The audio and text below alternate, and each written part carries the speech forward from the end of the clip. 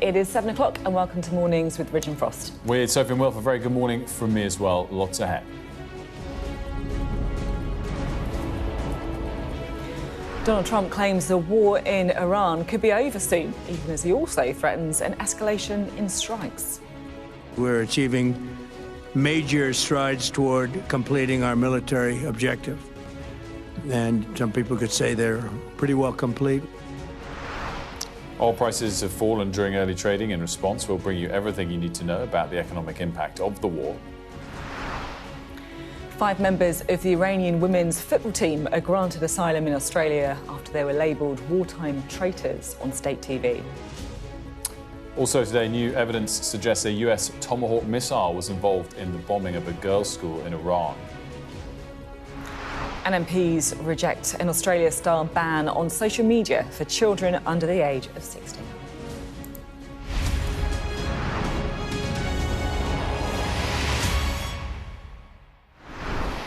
Very good morning to you. Welcome to the programme. Well, overnight, Donald Trump has presented conflicting messages about how long the war in Iran will continue. First saying it could end very soon, before later promising to hit Iran even harder if they stop the flow of oil out of the Middle East. Well, frankly, it left us not much clearer on the US president's expectations for the coming days, but it was enough to calm the frenzy in the markets that we saw yesterday with the oil price dropping.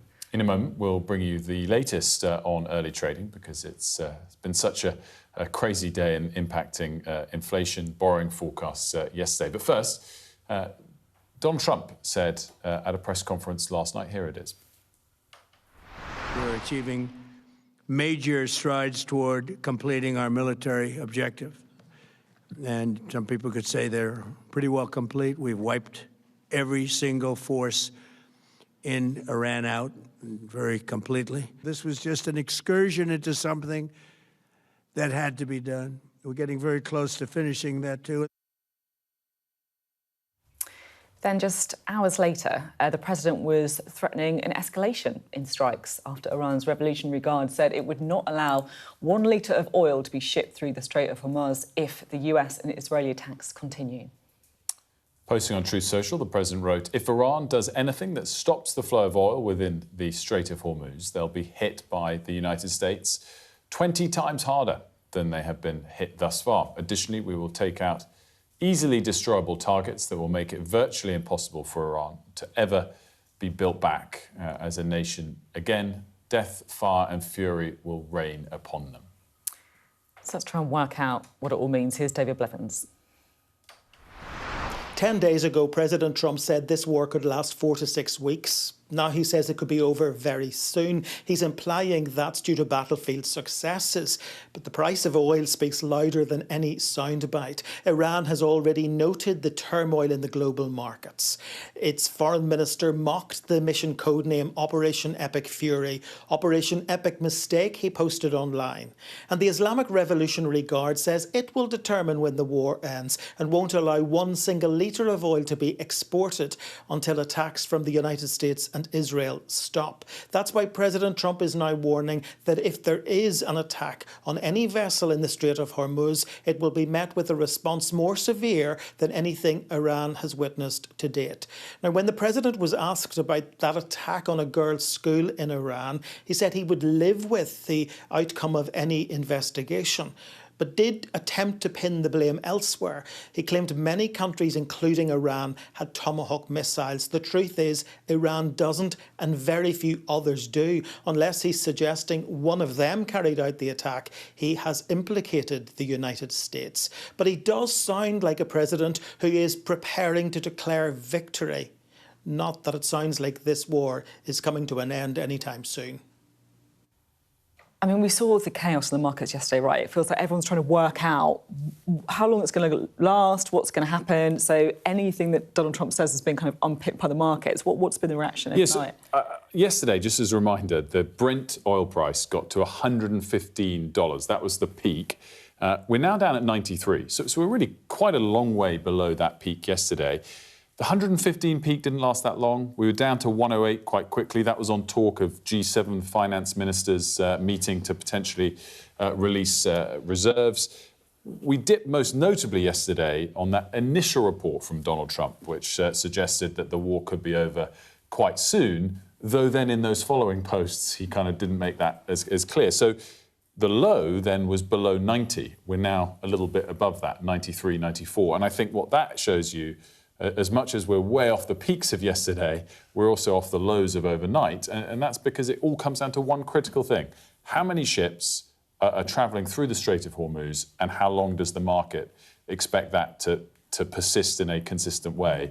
And we'll see in the next days ahead whether the very optimistic comments from President Trump have any foundation or not. Yeah, you have the kind of immediacy of the market reaction, but also, I guess, the political reaction of governments around the world as well, not least, of course, the UK government, trying to grapple with what this means for borrowing costs, for inflation, for the cost of living that they promised. I mean, there's so much to unpick and still, as you say, well, pretty unclear. We're going to be talking about what it all means for markets globally, but specifically for the UK economy, with the CEO of Barclays. That's coming up at 7:40, so make sure to stay tuned for that.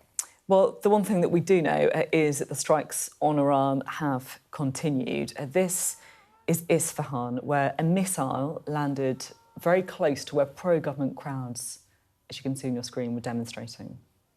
And in Tehran, supporters of the regime celebrated the new supreme leader, Mojtaba Khamenei's first day. Let's bring in some of our team now across the region. Ali Bunkel joins us live from Cyprus. Sally Lockwood is in Dubai for us. Ali, coming to you first of all, a lot of moving parts yesterday on whether or not we're nearing some kind of off-ramp or not. Sum it all up for us and how it's gone down there. Yeah, rather bitty, really, isn't it? I think that sort of the main news yesterday was the appointment, or at least the confirmation of Mojtaba Khamenei being the new Iranian supreme leader. Not seen him yet, not sure whether we will see him. I mean, he's got a lifetime, really, of not making public appearances, but, you know, you assume that he'll have to make some sort of public announcement soon to address the Iranian people. But of course, he'll be target number one for the Israelis and for the Americans. Donald Trump has already made clear his displeasure at that appointment, but it very much indicates that the hardliners are still in charge. You know, the message to America is pretty clear from the Iranians: you can kill one Khamenei, but we'll just replace him with another. So there's no kind of sign that the regime is in any kind of state or sort of mental state to back down or to concede or even to negotiate. I mean, I'm hearing from my contacts, senior diplomatic contacts around the region, that there's no indication of negotiations starting anytime soon. And yet, you know, the messaging coming out of Washington, as we heard from David Blevins, is so confusing. Donald Trump seeming to suggest that perhaps the war might be over sooner rather than later. I think what is, you know, accurate is that they have moved through their target list pretty successfully and pretty swiftly. They have taken out a lot of Iran's military hardware and some of their key personnel, and they are continuing to do so. We'll see to what extent that has affected Iran's ability to hit back. I don't think there have been any air raid sirens from ballistic missile attacks in Israel overnight, but don't read too much into that. It could be that the Iranians are sort of sitting on a bit of a stockpile in order to kind of, you know, spike their attacks a little bit. But I think, you know, the US president is entering a second week of this war, and I don't think, you know, the thinking, the calculation, the strategy, whatever that is in Washington, was for it to last much beyond a few more weeks. So I think it is moving into a new phase, and we'll see kind of what the Americans have in mind for that. Ali, thank you very much indeed. Let's go now, shall we, to Sally Lockwood, who is in Dubai for us. I mean, look, it's a conflict that is spilling out onto multiple fronts. What's the latest you can tell us about what's going on in the UAE? Yeah, we are still receiving daily attacks here, Sophie. But as Ali was suggesting there, perhaps the tempo is changing. The UAE detected 15 missiles fired into its airspace from Iran yesterday, but just 18 drones, which is a significant drop from the previous 9 days, where we'd had more than 100 drones a day being fired at the country. Now, we've had emergency alerts, 2 here in Dubai this morning for incoming missiles, so that's already happened in the first few hours of the morning, and that has also impacted travel, as you would expect. Travel is getting moving here. Airports here in Dubai and in Abu Dhabi are trying to operate at around 45% normal flight operations. But during those incoming missile attacks this morning, that meant that people were on the tarmac for around 3 hours, everything ground to a halt. And that is happening all the time here, intermittent airspace closures. And I heard from several people last night, actually, who said that their companies, global businesses that have a big footprint here in the UAE, are evacuating their staff and family members, which I thought was a very interesting development. And they were essentially warned by their companies that they wanted to get them out of the country just in case things do escalate and get worse in the coming weeks, despite it feeling like we've adapted to this new normal here. And in two other developments, two members of the UAE military were killed yesterday in a helicopter crash. The Ministry of Defence here citing a technical error for that incident, which has claimed 2 lives because, you know, of course, their military are now fighting a war which many really didn't expect, certainly not to this intensity, and it's a very different normal here. And in one concerning development, the UAE consulate in the Kurdistan region of Iraq was also attacked last night. Just material damage, no injuries, but it is a worrying sign of potential escalation that Iran might be willing to attack Emirati interests beyond the Gulf. And in instances like that, where diplomatic missions are hit, that is seen as escalatory, and it can put pressure on governments to respond. But for now, Gulf states are trying to stay out of this militarily for fear that this could escalate even further and that they could become even more of a target than they are already. Ali, just one follow-up about the kind of military presence in and around the region that we're seeing, in and around where you are, sorry, specifically, because we now don't expect the British ships to go there because there's so much other presence that's suddenly arrived?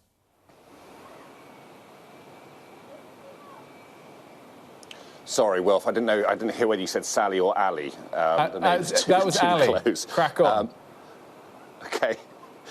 Crack on. Okay, so we have off the coast of Cyprus now, there is a French frigate, a Greek ship. They've been here for a few days. I think the Spanish have arrived in the bay behind me this morning. There's a Dutch ship on its way as well. So RAF Akrotiri, British military base, is kind of ringed by European ships to give some protection both to it and to Cyprus. There's a German naval ship operating for NATO somewhere in the Eastern Mediterranean as well. So there is actually quite a lot of protection here. The British warship HMS Dragon, I don't think has left Portsmouth yet. Would take about 6 days to get down here. So that probably won't be getting here until at least the end of the week, possibly early next week. And so the feeling is that sending an aircraft carrier probably would just be surplus to requirements, particularly as the French got their aircraft carrier in the region as well. And so I think, you know, any consideration about deploying it has gone away for now. Ali, Sally, thank you both so much. A reminder, coming up at 7:40, the CEO of Barclays. Very much looking forward to that. Lots to discuss, particularly, of course, the volatility we've seen in markets over the last few days and the likely impact on the UK economy. Now, there's been a lot of focus on the role of British military in the conflict. The HMS Dragon warship is going to set sail in the next couple of days to join US air defence vessels. Last night as well, the Defence Secretary said that British jets shot down 2 drones that were heading towards Jordan and Bahrain. The Ministry of Defence has released this footage of the operation where crews also intercepted a drone heading towards Bahrain. It says the UK is now conducting defensive air missions for the United Arab Emirates, while additional experts have been deployed to the Gulf and Wildcat helicopters to bases in Cyprus. Let's talk now, shall we, to our political correspondent, Alexander Rogers, who's in Downing Street for us. And Alex, of course, ministers will be soon going through that door behind you for a cabinet meeting this morning. What's your assessment on the UK's military involvement in this conflict? Well, I think the government is very keen to try and counteract this narrative that we've been slow to respond and weaken our response. John Healey, the Defence Secretary, he was giving a statement yesterday in which he talked about being proud of the UK response and that we were leading in coordination with our allies. And he really talked up all the things that we were doing there, sending jets there, Wildcat helicopters, Merlin helicopters. But I think the HMS Dragon, the warship that's yet to set sail, has really become a kind of symbol for the kind of response from critics who say it has been too slow. It may not get there until the end of the weekend. And in the meantime, France has already got its carrier there to help Cyprus. So I think the government's going to try and rewrite the narrative, but whether they will be able to do so, considering the criticism from Donald Trump as well, is hanging in the air. And Alex, as well, I guess, the other thing that they'll be thinking about an awful lot is the cost of living. I mean, there has been a bit of a calming in the markets, but still, for a government that's pegged everything to reducing the cost of living, this is, I guess, a bit of a nightmare for them. Yeah, it completely is. And Rachel Reeves and Keir Starmer have both been trying to brace households, I think, for potential impact on their budgets. And Rachel Reeves, she was also addressing MPs in the Commons yesterday. She didn't announce anything new, but there are a couple. It felt like she was keeping a couple of measures maybe in her back pocket. There are calls for her to cancel the planned hike in fuel duty in September. And she's also been a little bit saved by the fact that the energy price cap is in place until June. So if she needs to reach for those levers, maybe she can. But I think this will all be a big part of the discussion when the Cabinet meet in Downing Street just at 9:30. Alex, great stuff. Thanks so much. We'll be monitoring those arrivals as and when they happen. Now, you might remember that on the first day of the war, there was a strike on a girls' school in southern Iran. There have been a lot of questions over who was responsible for that strike. Last night, Donald Trump was asked about it. I think it's something that I was told is under investigation, but tomahawks are used by others, as you know. Numerous other nations have tomahawks. They buy them from us. But I will certainly, whatever the report shows, I'm willing to live with that report. You just suggested that Iran somehow got its hands on a tomahawk and bombed its own elementary school on the first day of the war. But you're the only person in your government saying this. Even your defense secretary wouldn't say that when he was asked, standing over your shoulder on your plane on Saturday. Why are you the only person saying this? Because I just don't know enough about it. I think it's something that I was told is under investigation. But tomahawks are used by others, as you know. Numerous other nations have tomahawks. They buy them from us. But I will certainly, whatever the report shows, I'm willing to live with that report. Now, just to kind of level with you, in times of war, it can be really hard to verify reports coming out when you don't have access to countries. But Sky News has been looking into what happened in that strike on a girls' school in Iran, and new evidence does suggest that a US Tomahawk missile was involved. Our data and forensics correspondent Tom Cheshire has been looking at the video footage. This is the latest video we have of the day, an area where a girls' school was hit in Iran. We've analysed the footage, and we think it might shed light on who was responsible for the attack. Here is why. No one disputes that the deadly strike took place. More than 165 people, including children, were killed in the blast during school hours at the elementary school, according to Iranian state media. Both sides have blamed each other. But this video sheds crucial new light. It was put out by an Iranian news agency which said it shows the school being hit. That's wrong. Actually, it is a building in the same area, and so far there's no footage of the school strike itself. But it does give a very important clue about what might have happened. If you look closely at the start of the video, you see the strike, and then you can see smoke coming out of an area where the school is supposed to be. And here you can see the outline of a missile quite clearly. Experts have told us this is a US Tomahawk. Then we went and looked for footage of US military action on the same day. We found this video released by the US military that shows similar missiles being launched on the same day of the school strike. We can't say whether this particular salvo or this particular missile was part of the attack, but it shows they were being fired at the same time. The US is the only combatant that uses the Tomahawk missile. But why would someone want to strike that site? Well, we had a look through the satellite images, the before and after. This is the satellite image of the compound before the strike. The main part of this is an Iranian Revolutionary Guards naval base. The school, built at the same time, is separated from the base by a wall. You can see brightly coloured walls which look like chalk markings on the floor and the outline of a sports court. And this is after. The imagery shows large holes in the centre of each of the buildings targeted, indicating precision strikes. Absolutely devastating when they hit. Let's go back to that video of the Tomahawk missile. It appears it is hitting one part of the IRGC base, but not the school itself. There's a plume of smoke on the right. This is where the school is, indicating it may already have been hit by this point. Israeli spokespeople have said they were not aware of any operation in the area and said they didn't know who was responsible. President Donald Trump rejected accusations that the US was behind the attack. His defense secretary, Peter Hegseth, was a little more guarded. No, in my opinion, based on what I've seen, that was done by Iran. Is that true, Mr. Hegseth? It was Iran who did that? We're certainly investigating. Still investigating. But the only side that targets civilians is Iran. Without independent access to the site or clear imagery of any potential missile parts recovered, that investigation may take some time. The devastation of the strike is also clear from another type of satellite imagery. This shows graves being dug for those who were killed, row after row of them. This was a strike in the very first days of the war. While it still continues, there's similar potential for more civilian casualties. Well, we're joined by the Minister, Courts and Legal Services Minister, Sarah Sackman, here to talk about the court reforms. But I just want to pick up on the school, because I just feel like it's one of those atrocities, frankly, you know, the awful things that happen during war, that it is important for us to kind of pause and reflect on. And I just wonder, you know, watching that report, I know you've been doing, what are your reflections on the evidence that is coming to light? You watch footage like that and what you see is the realities of war, and in particular the way that civilians right across the region, not just in Iran, but the wider region, are caught up in military conflict. And, you know, it's pretty devastating. You think of a school, my own children at primary school, you know, this is the realities of war.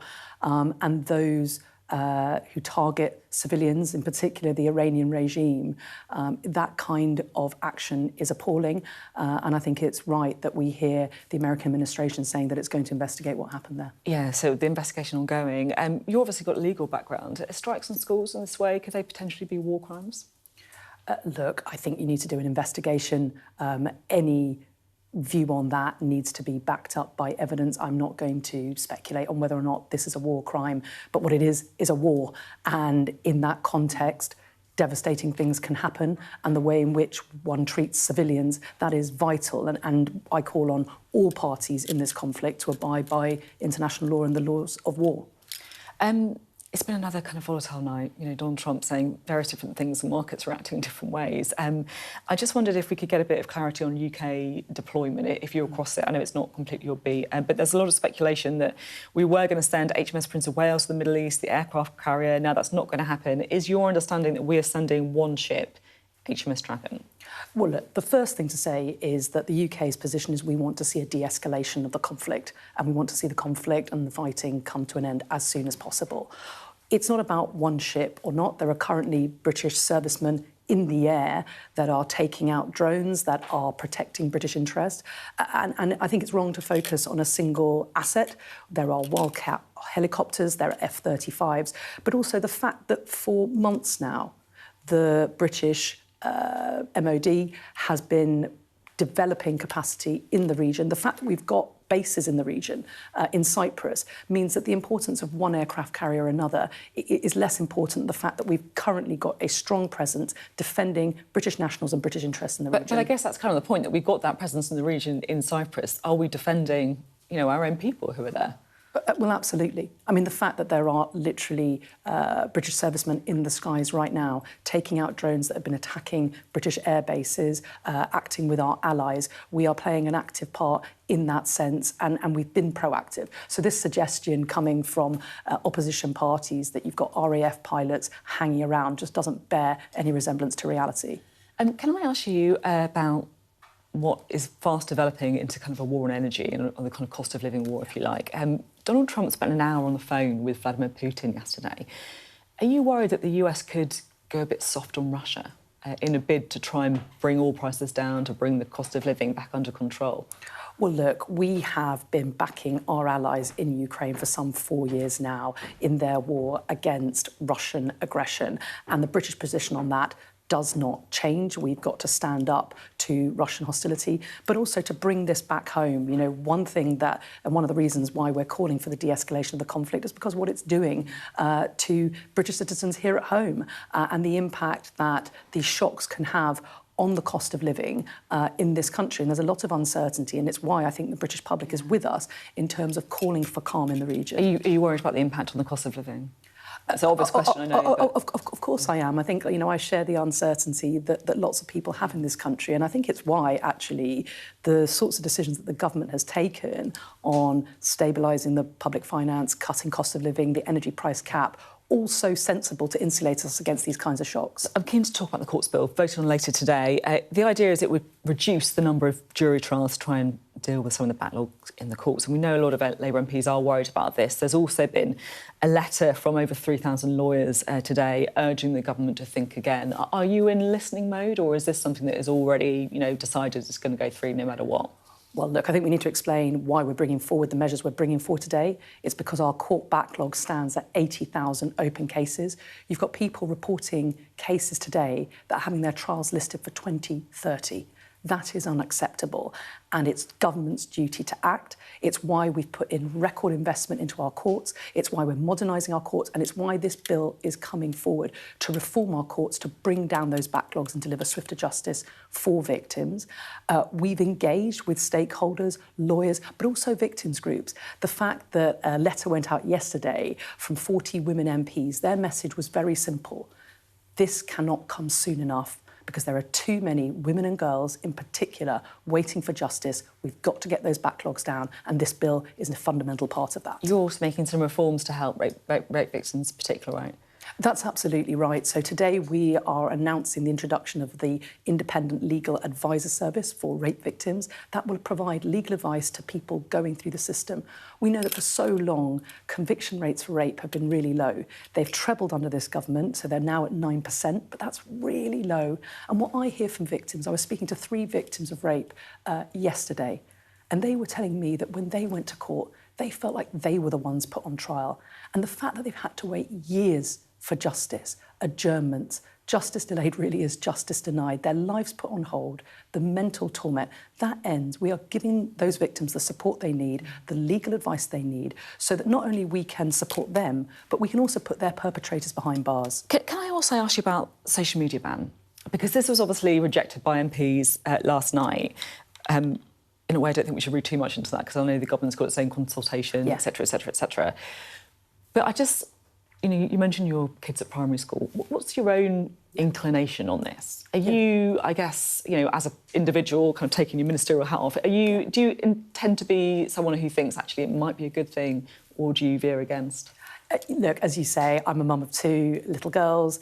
Our WhatsApp groups and our parent WhatsApp chats are full of discussion about this. And I hear the demands of families, and I feel it myself. You know, we know the impacts that social media has had on lots of us as adults. And I think many parents are fearful of what it's doing to our children. And so the playground chatter is all about what can we do to regulate these social media companies? What forms of restrictions would work for families? What could be enforced and policed by parents themselves? Parents want those tools. I'm one of them.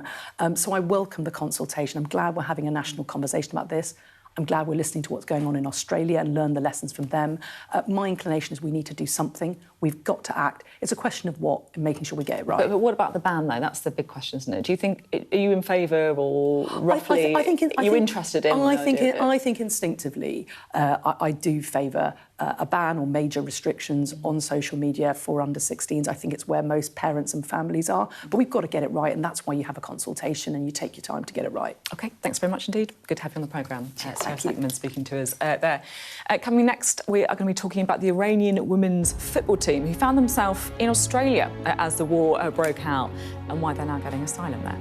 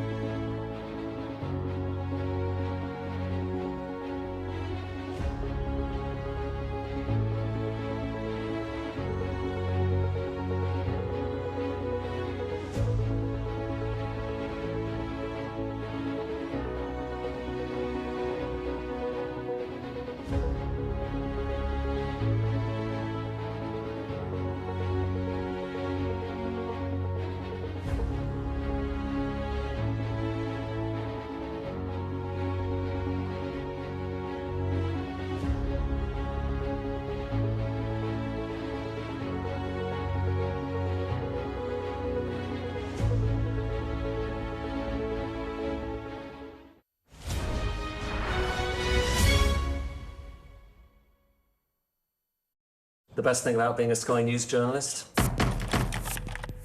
I'm going to take you behind the scenes here for Election Night Live. They have gone up and up. Being a Sky News journalist. Ed Conway, Sky News, is anyone going to talk to us? Mortgage rates did go up very sharply during your time in office. Here it is. First off, just the scale of what we're looking at. Our data shows it's been happening. Question is, why it hasn't been stopped. What's the best thing about being a Sky News presenter?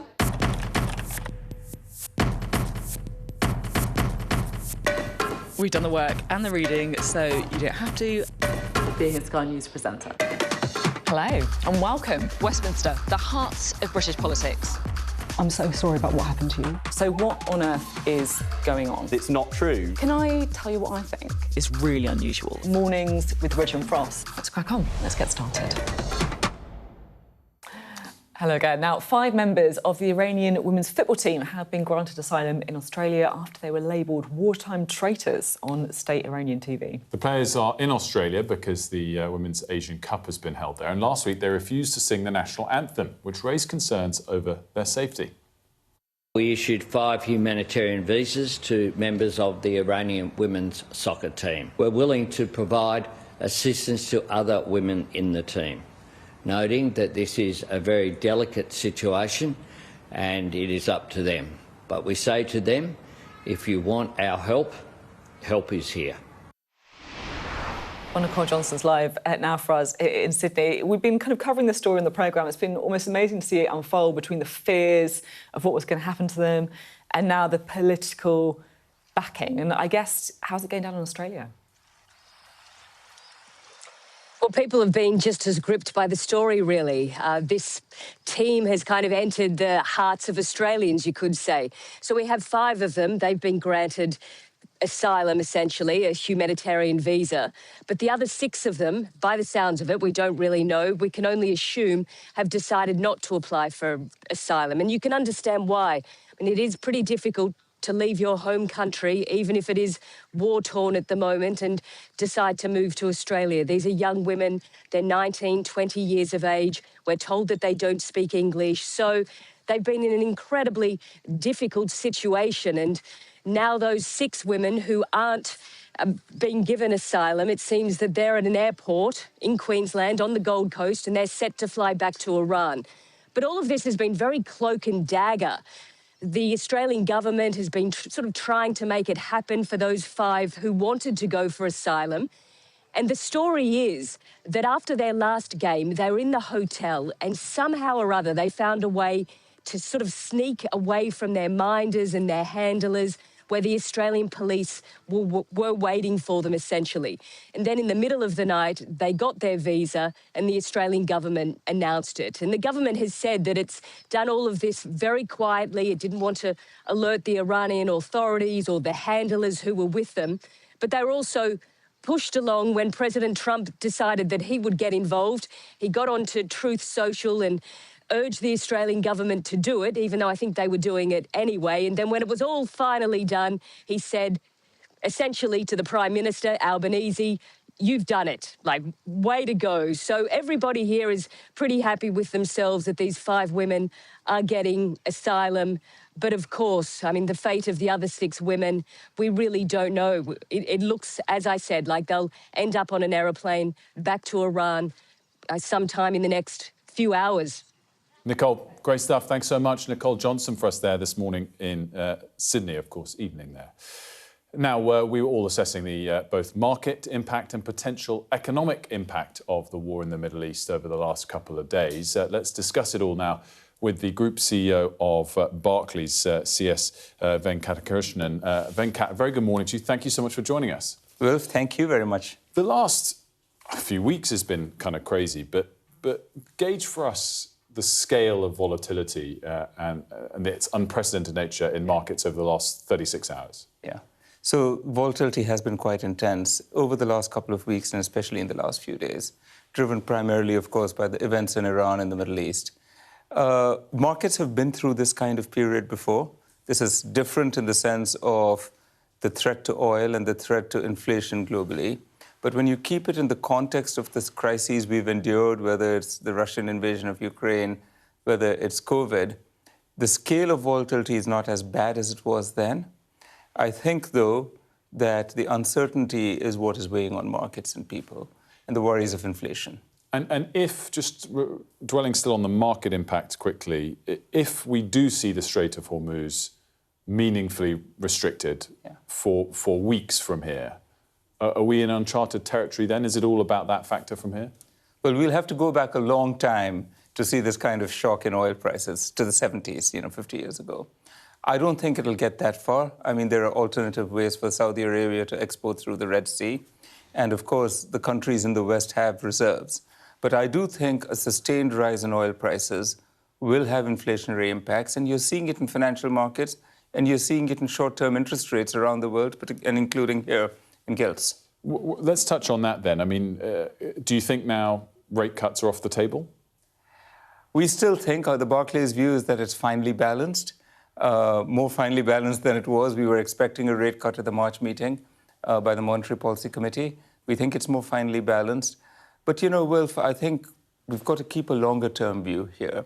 The best way for our economy to get through these things is to have the provision, and that provision comes from growth, the financial capability to handle this volatility. That's the most important thing. In terms of the short-term impact, is it likely that inflation will now be meaningfully higher this year, or is that only a factor if this war persists for weeks from now? It'll certainly be a factor if the war persists. And so that is the worry that everybody has. It's already had a mild impact on consumer confidence and on spending. You've seen it in numbers this morning, where spending has grown slightly less than it would otherwise have did a year ago. And Barclays puts out a consumer confidence number that's also showing a slight amount of weakness. So I think you're seeing the incipient signs of worry, but the longer it continues, that could manifest itself. And so, monetary policy and fiscal policy are very important at this stage. Will Barclays be adjusting its mortgage rates because of these changes, or as you suggested there, is it not something to rush ahead on? Well, mortgage rates generally move with interest rates overall. And so we are in the process of adjusting as interest rates themselves have moved. And we're not unique. All the banks are doing this because of just the way the mechanism of interest rates work. More broadly about our borrowing costs, not just the short-term rates and the Bank of England expectations, but right out across the curve. If you assess, again, not just yesterday, the last 2 weeks, our borrowing costs have risen more than countries like Japan, that are more indebted and import more oil from the Middle East than we do.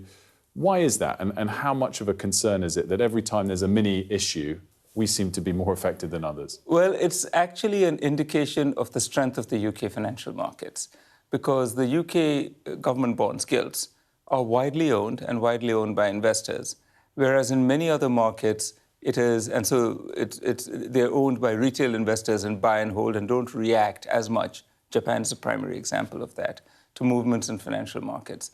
I do think there's a little bit of positioning and there's a little bit of worry about UK inflation, but this is much less about the UK. It's much more about global forces. There'll be calls, and we saw some of this yesterday when the Chancellor went to speak to Parliament, that if this persists, that there should be some kind of help from the government towards people's energy costs, their energy bills. Is that something that you would support? Clearly, it would come with a cost, and that would likely pressure government spending or increase government borrowing.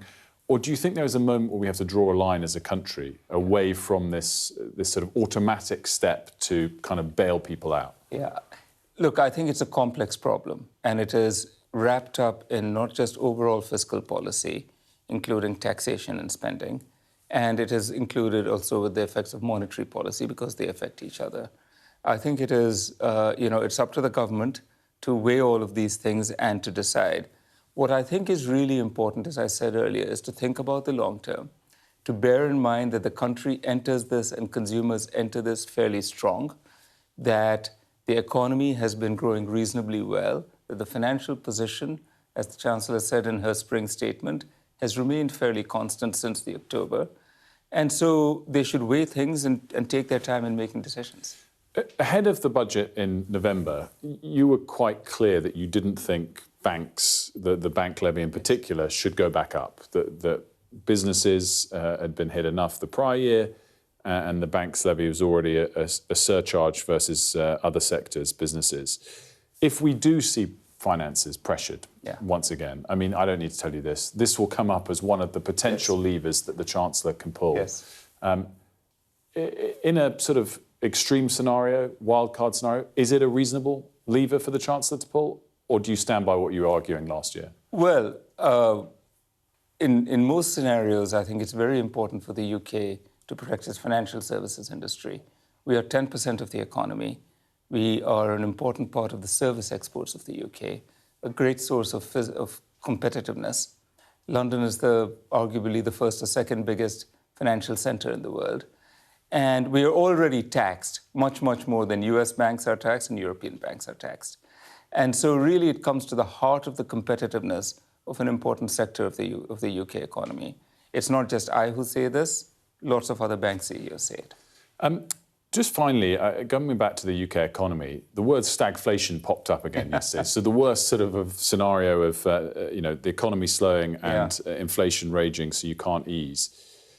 I guess the message coming from you is you're not that concerned by what we've seen in the last couple of weeks. Well, I think it's early. That's my point. We have to see how long this goes on, and we have to see how the markets react globally, and we have to see what monetary policy is before we decide what those risks are. I think 3-4 weeks into this, and actually a week into the war, it is too soon to say. Finally, UK-US tensions clearly have risen between Keir Starmer and Donald Trump. You're in New York, I think you told me, at least once every couple of weeks. Clearly, Barclays has a huge footprint there. Do you sense it on the business side of things, the tension? Look, not at all. The UK-US relationship is extremely strong at so many levels. You know, Barclays is 335 years old in London, 175 years old in New York. These ties are deep and they bind. Venkat, great to see you. Thanks so much for joining us. Thank you, Wilf. Thank you very much. Group CEO of Barclays with us there. We're going to have a quick look at the weather now. Dinner under the stars tonight? That reminds me of our travel insurance. You mean All Clear Skies? All Clear Travel Insurance sponsors Sky News Weather. Strong winds and prolonged rain moving in later today will end the mainly calm but rather gloomy spell. Ireland, Northern Ireland and Western Scotland will be quite breezy with patchy rain this morning, while England, Wales and Eastern Scotland will be mainly dry. The far west will see patchy rain moving in around midday. However, though Ireland, Northern Ireland and Western Scotland will largely dry up, it'll be a bit cooler and increasingly windy later on. Ireland and Northern Ireland will turn wet later, while Northern and Western Britain will see patchy outbreaks developing more widely. Eastern England looks mostly fine. All Clear Travel Insurance proudly sponsors Sky News Weather. Coming up, a proposed ban on social media for under-16s in the UK has been rejected by MPs. We'll be finding out why.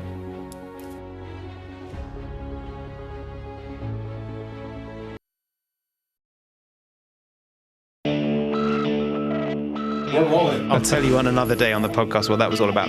Welcome to the world. Come along for the journey. It'll be fun. Russia knows our weaknesses, but do you? This is the war game. There were a number of armed security. We want to discover, to find out what's really going on. Everything you need to know about British politics in about 20 minutes. I actually don't like political drama.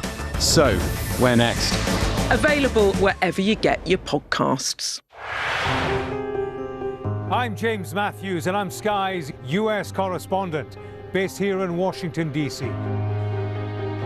Do you fear a fourth indictment? Does your government owe an apology to the British home children? Great to see you. Does your government owe them an apology? The fact that they were intercepted, does that indicate a military weakness on the part of Iran? No. Free, wherever you get your news. There's no doubting the strength of this hurricane as it roars through. You can feel a devastating power. It had been a difficult night in a deadly storm. Bang, bang. You can hear it hitting the windows. Our houses are okay. It's depressing. As bad as all of this is, it could have been much worse. Today, this land they call sacred is at the heart of America's electric car revolution. To me, it's a sacred ground The white gold rush is a race that Biden doesn't want to lose. I've covered some of the biggest stories in the world. Donald Trump, 45th President of the United States, it would appear is about to learn his fate. Escort coming out! San Quentin houses America's largest death row. They rarely allow cameras onto the condemned block. James Matthews, Sky News. I want to be treated equally like everyone else. It's one step closer to getting out, to getting off death row. Sky News. Get the full story first. Mr. Trump, James Matthews from Sky News. Hey, James. You're diminished by claims that you're a racist. Question? Mr. Musk, has your ignorance and ego cost Ukrainian lives? Vladimir Putin calls you outstanding. What do you call him, sir? He's from Sky News. He's from Sky News. He's entitled to ask me questions. What's the best thing about being a Sky News journalist? Who's funnier? Being a Sky News journalist. A special edition of The World with me, Yalda Hakim. Pakistan had the right to respond. You're like, what? Historic day here today. Congratulations, this is a huge moment. But what happens now? Hello again. Well, over the last week, we've seen pretty continuous blasts in Beirut as Israel continues to target the Iranian-backed Hezbollah, and violence along the border between Israel and Lebanon really has intensified ever since Hezbollah launched those rockets and drones in the first days of the war. 10 children have been killed in the retaliatory strikes each day. That's according to the UN's Children's Agency.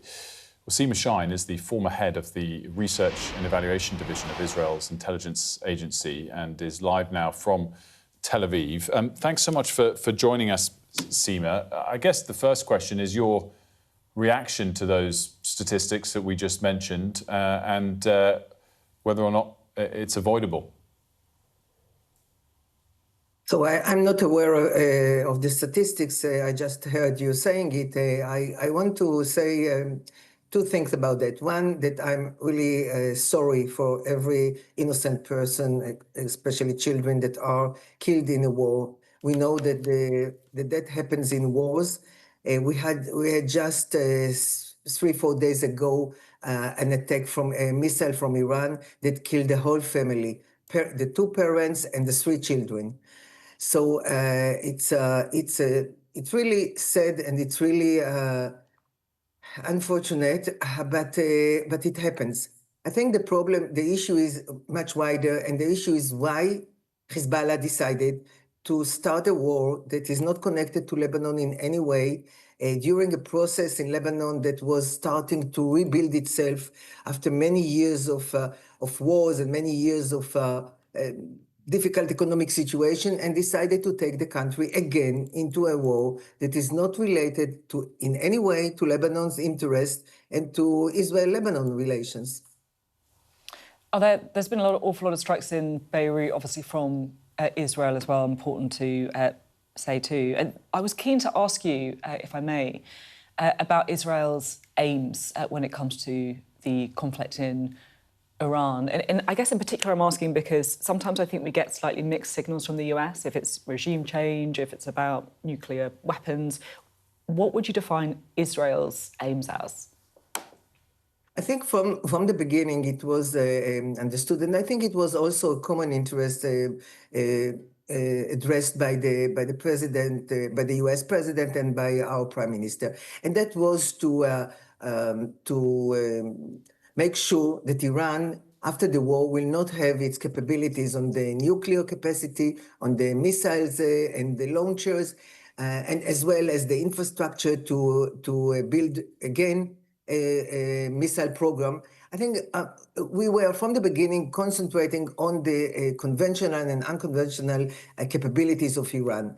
Adding to that, I would say, and you are correct by saying that there were mixed signs coming and mixed declarations, is that both sides, Israel and the US, have been hoping, but it's not more than a hope, that the circumstances in Iran and the conditions for a change in Iran, for a change of a regime or change within the regime, but a change of its policies will be enabled by a combination of the war and reducing Iran's military outside and internal capabilities, as well as what we saw in January, the demonstrations of the Iranian people shouting in the streets that they want to change.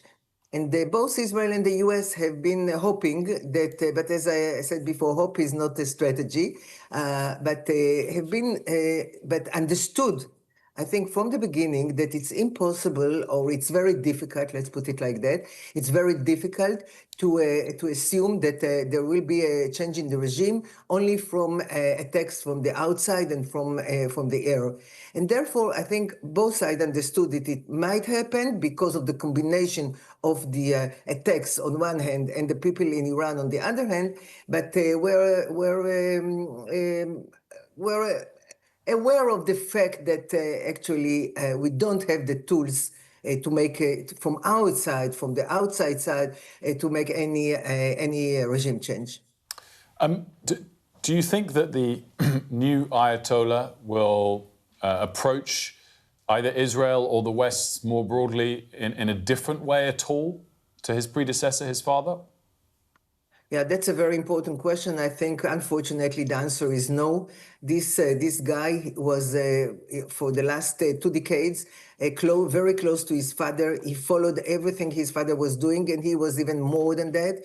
He was the one who coordinated between the father and the IRGC. Therefore, he's so close to the IRGC. He is responsible completely to the brutal crackdown on the people in Iran in last January. You know, we are talking about numbers of people that were killed in the street that we have never seen before. And we know that since 2019 is under American sanctions because of his involvement in all this crackdown on the population. So I don't see any hint or any hope that this guy will be better than his father. I actually think he might be worse because his father was very cautious. Okay, it's not an alert yet, but it might be an alert. Okay. Sorry. We're going to leave you. We're going to leave you to do what you need to do. Thank you very much for being on the programme today. No, it's we have 5 minutes before there is an alert. It's only announcing now that something has. We'll leave it there. But thank you so much for your time and for coming on. Thank you. It's appreciated. Thank you. Now, we just want to touch on a story here before we wrap up the hour, and that's on a vote last night in the House of Commons on a proposed ban on social media for under 16s. It was rejected by MPs. Yeah, so the Commons voted with a majority of 134 against the age limit. Honestly, it's not really a surprise. It was kind of whipped for the government. This was a Lords Conservative motion, so no surprise really. But it certainly does, I guess, bring the focus back onto whether or not a social media ban for under 16s is the right way forward. Let's chat to Sadia about it, shall we? I feel like the fact that it was rejected so decisively perhaps isn't really a great illustration of what the actual sentiment is in the Commons. I think this is a really difficult topic because if you speak to people, you can understand both sides of the argument. When I speak to parents who have lost children to deaths associated with social media harms, some of them say they want an outright ban and some of them say actually more sort of details need to be meted out on this. And we heard similar sort of things in the House of Commons yesterday. There were those who say we need a ban and we need it right now. It needs to be like the Australia under 16 ban for social media, including Sadiq Al-Hassan, who's the North Somerset MP, who is a pharmacist and says, as a pharmacist, I know that if a drug were causing such measurable harm for 78%, it would be withdrawn, reformulated or placed behind a counter with strict controls on who could access it. On the other side, you have people who say, actually, this might help drive children to less regulated sites. And then also, how do you prepare them when they turn 16? How do you prepare them for the world of social media? Do we have any indication of if and when the government wants to take something similar to this forward? So I think there's going to be a consultation next, and we don't know how long that might take. I don't know, Sophie, if you have any ideas about things like this, but the consultation due to take place, and then the Science Minister might have more powers to enforce existing laws, but also to bring in new things. So some apps might get banned, and then some applications, features might get banned as well. I mean, the answer to that is it could take ages, because to be honest, like you say, Sergio, like, you know, it's how long is a piece of string? And I think there is, I guess, a question. People are trying to work out Keir Starmer's view on this. Is he kicking it into the long grass because he's actually against it secretly, or actually is it something the government is going to push forward on? They just need to work out the details. It's actually quite difficult. I think they're split on it, to be honest, within the cabinet as well. Thank you very much. We are awaiting the opening, of course, of the UK market, both equities and the bond market, to see where borrowing costs settles as oil prices have calmed down significantly today compared to 24 hours ago. We'll be right back.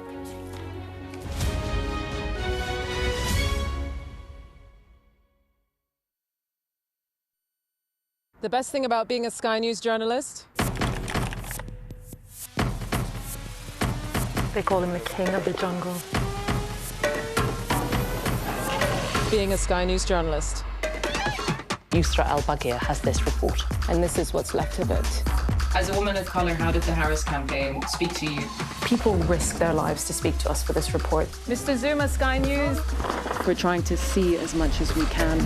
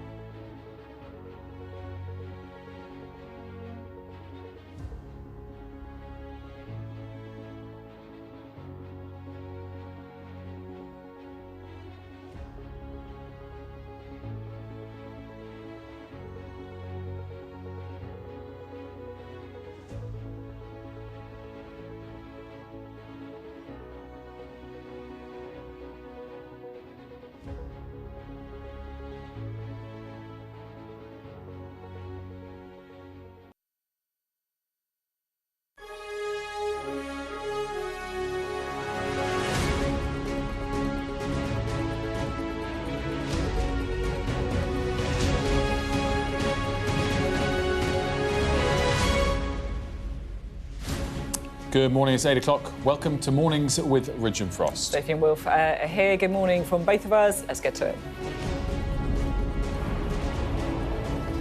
Donald Trump claims the war in Iran could be over soon, even as the US president threatens to escalate. We're achieving major strides toward completing our military objective. And some people could say they're pretty well complete. Well, oil prices have fallen during early trading. In response to that, we'll bring you everything we need you to know about the economic impact of the war so far. 5 members of the Iranian women's football team are granted asylum in Australia after they were labelled wartime traitors on state TV.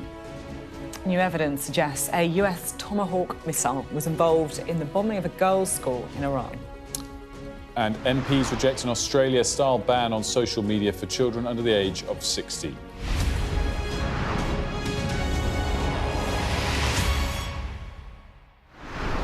Good morning. Thanks for being with us today. Overnight, Donald Trump has presented conflicting messages about how long the war in Iran is going to continue. So first he said it could end very soon, but he then promised to hit Iran even harder if they stop the flow of oil out of the Middle East. It left us not much clear on the US president's expectations for the coming days, but his early message was enough to calm the frenzy in markets that we saw yesterday, and the oil price did drop as a result. We're achieving major strides toward completing our military objective. And some people could say they're pretty well complete. We've wiped every single force in Iran out very completely. This was just an excursion into something that had to be done. We're getting very close to finishing that too. But then just hours after promising peace, the president was threatening an escalation in strikes. It was after Iran's Revolutionary Guard said it would not allow, in their words, 1 litre of oil to be shipped through the Strait of Hormuz if the US and Israeli attacks continue. Posting on Truth Social, the president wrote, "If Iran does anything that stops the flow of oil within the Strait of Hormuz, they'll be hit by the United States of America, in capital letters, 20 times harder than they've been hit thus far. Additionally, we will take out easily destroyable targets that will make it virtually impossible for Iran to ever be built back. As a nation, again, death, fire and fury will reign upon them." So what's it all mean? David Blevins has been trying to unpick it all. 10 days ago, President Trump said this war could last 4 to 6 weeks. Now he says it could be over very soon. He's implying that's due to battlefield successes. But the price of oil speaks louder than any soundbite. Iran has already noted the turmoil in the global markets. Its foreign minister mocked the mission codename Operation Epic Fury. Operation Epic Mistake, he posted online. And the Islamic Revolutionary Guard says it will determine when the war ends and won't allow 1 single litre of oil to be exported until attacks from the United States and Israel stop. That's why President Trump is now warning that if there is an attack on any vessel in the Strait of Hormuz, it will be met with a response more severe than anything Iran has witnessed to date. Now, when the president was asked about that attack on a girls' school in Iran, he said he would live with the outcome of any investigation, but did attempt to pin the blame elsewhere. He claimed many countries, including Iran, had Tomahawk missiles. The truth is, Iran doesn't, and very few others do. Unless he's suggesting one of them carried out the attack, he has implicated the United States. But he does sound like a president who is preparing to declare victory. Not that it sounds like this war is coming to an end anytime soon. Blevins, well, we've already talked about how the president's words have impacted financial markets and oil prices, of course. Will's been digging into how it's all shaping up. It's really a crazy change since 24 hours ago. And, of course, we're still a lot higher, ultimately, over the last couple of weeks. So here is the oil price as we stand live this morning. Brent at pretty much bang on $90 a barrel, as you can see, down significantly in the last 24 hours. If we switch to the last 4 or 5 days so you can see how it's played out, we peaked yesterday, about 26 hours ago yesterday, at $115 a barrel on Brent. Right up here, as you can see, we are now significantly below that, albeit significantly higher still when you look back over the course of the year. There's 2 big moments where oil prices pulled back yesterday. The first was just a few hours into the morning, 24 hours ago or so. That was when it emerged that the G7 finance ministers were going to have a meeting and they were going to discuss potentially releasing oil from strategic reserves. That call took place yesterday afternoon around lunchtime, our time. The other big fall yesterday was that comment that we've alluded to, where President Trump, at about 3 p.m. Eastern time, it was about 7 p.m. UK time, suggested that the war could be over very soon and most of their objectives were achieved. The most important thing to note, both that fall and that fall are based on just words, not action. There was a call from G7 ministers about maybe releasing strategic reserves. we haven't seen those reserves released. There was comments from President Trump about maybe the war ending, but it obviously hasn't yet. And in fact, after that, there was some contrary remarks that we've also alluded to, where the president said, if Iran blocks the Strait of Hormuz, will rain hellfire and fury on them, clearly pointing to the idea that this isn't finished yet. So we fell pretty significantly. We've ticked back up a little bit in the last few hours, but we're still down sharply, of course, from the peak yesterday. I will point out, though, that oil prices are still up year to date, some 55%. So we're still a lot higher than we were in January, a lot higher than we were 2 weeks ago, just not quite as high as we were 26 hours ago. What does all of this mean for the UK? Well, here are borrowing costs. This is the 2-year UK borrowing costs. Again, since the war started, we're up a lot, from about 3.5% to about 4% this morning. But briefly yesterday, we did get up to 4.25%, only so brief that it's not shown on this chart. So again, it just shows we're up on borrowing costs from the start of this war, but we're not quite as high as we were. And I do think it was really interesting. The CEO of Barclays with us last hour did suggest he wasn't expecting that much of a change in approach from the Bank of England going forward. There was talk yesterday of possible rate hikes, no more rate cuts. He said it's all still up in the air. Do you think now rate cuts are off the table? We still think, or the Barclays view is that it's finely balanced, more finely balanced than it was. We were expecting a rate cut at the March meeting by the Monetary Policy Committee. We think it's more finely balanced. But, you know, Wilf, I think we've got to keep a longer-term view here. The best way for our economy to get through these things is to have the provision, and that provision comes from growth, the financial capability to handle this volatility. That's the most important thing. Well, let's get a little bit more on this, shall we? We can talk now to Ali Bunkle, who is in Cyprus from us this morning. Ali, I mean, it just feels like there's so many different threads to unpull, so many different aspects to unpick. What's kind of caught your eye this morning? Well, I mean, the latest news within the last few minutes, ballistic missile launch has been detected towards Israel. So that's the first after a lull of about 9 or 10 hours, I think. It's hard to know whether, because the tempo has gone down of attacks from Iran. I think Sally was talking to you about it from the Dubai perspective in the last hour as well. I mean, it hasn't stopped, but it has gone down. And I suppose the question that we can't yet answer, it's a bit too early to answer, is whether or not that is entirely because Iran's missile stocks and ability to launch missiles has been degraded, or is it a combination of that and them keeping some stuff back to draw out this war, to elongate it? Because particularly if Donald Trump is now starting to sort of hint in his sort of unsubtle way that he does at a possible end game to this, well, as long as the Iranians can keep firing missiles right up until the very end, then they will also be in a position where they'll inevitably declare some sort of victory as well. So that's the kind of the strategy going on at the moment. I think everybody is confused as to what the American approach over the coming days is going to be. Certainly, I think heading into this second week, now we're into a second week of this war, we are sort of getting closer to the point when I think the Americans beforehand would have wanted to be starting to wrap it up. They don't want a long, drawn-out war. They might not have a choice. It might, you know, it's easy to start a war, far harder to end it. And Donald Trump giving very mixed signals about whether or not we're into the final days of this war, or whether or not they will string it out for months and months, or weeks and weeks. But crucial to all of that is a development that happened yesterday, and that was the confirmation of Mojtaba Khamenei as the new supreme leader of Iran. And that is very clear to me. That is the regime pretty much, you know, sticking two fingers up at the Americans and the Israelis by appointing someone with the same surname as the supreme leader who was killed, Khamenei, saying, look, you know, you can kill one, but we'll replace him with another. And it shows that the hardliners are still in charge. And if the hardliners are still in charge in Iran, then the prospect of negotiations, I don't think, is anywhere close. But also, if Donald Trump is thinking of wrapping this war up in the coming days, who knows? Then as long as the hardliners remain in charge in Iran, you can really question what they've achieved. Ali, great stuff as always. Thanks so much for that. We can now bring in our Moscow correspondent, Ivor Bennett, too, because, Ivor, I guess on one level, Vladimir Putin will be thinking he's lost an ally.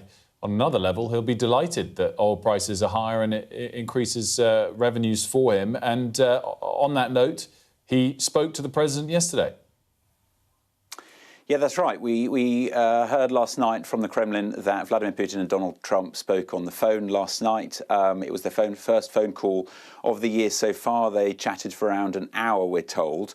And I think it was only a matter of time before they did get on the phone with each other, given their kind of respective positions in this conflict on opposing sides and their respective positions of influence on it. So in the readout, the Kremlin described the conversation as frank and businesslike. It said that Vladimir Putin, listen to this, expressed several thoughts aimed at a quick political and diplomatic end to the conflict, and that a very substantial and useful exchange of ideas took place.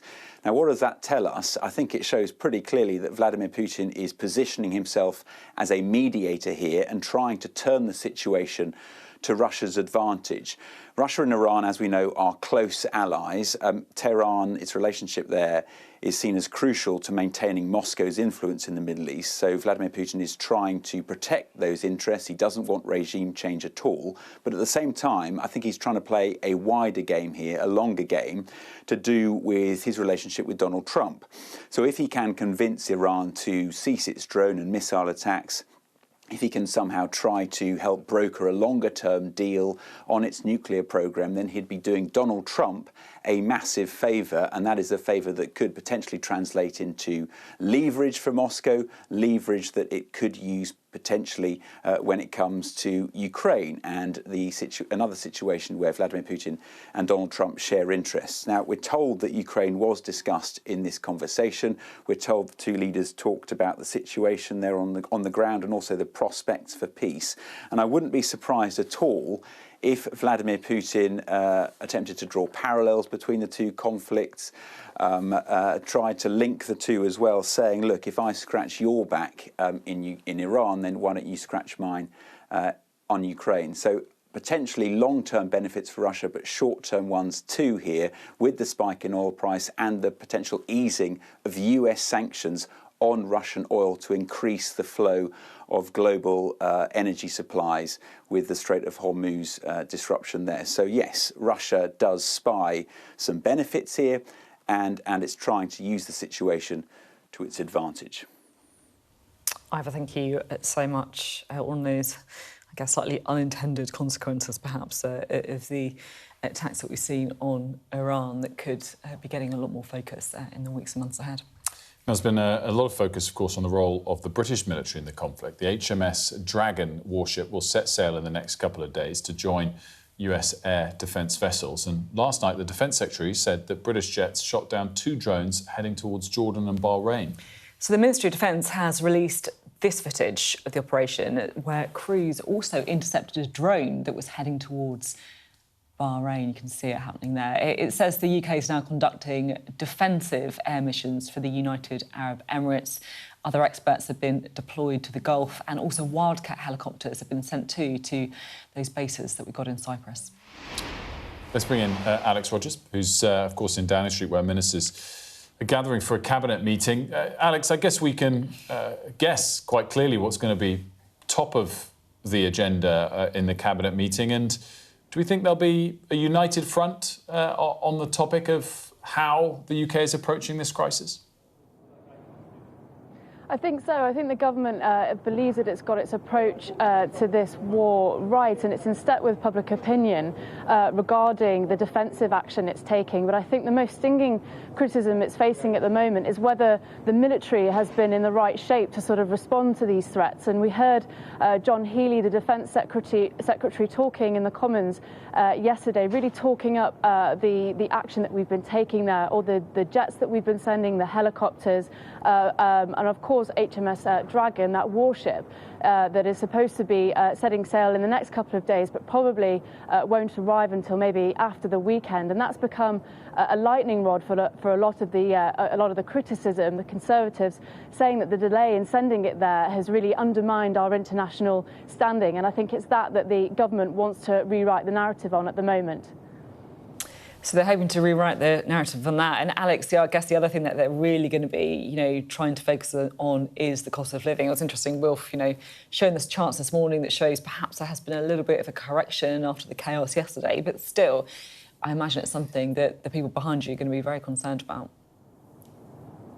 Yeah, Keir Starmer, the Prime Minister, and Rachel Reeves, the Chancellor, both sort of sounding the alarm and trying to brace households, I think, for an impact on their budgets. It's interesting, I think 6 days ago, a week ago, Rachel Reeves was giving her spring forecast where she was saying inflation was coming down, but now that may, of course, go up. And she's facing calls to scrap the planned hike in fuel duty from September. She didn't announce anything in her statement to the Commons yesterday. It feels like she's keeping some potential moves in her back pocket in case she needs to get them out at any time. But yes, I think this will be the focus of the discussion when the Cabinet meet in just a short moment's time. Alex, thank you very much indeed.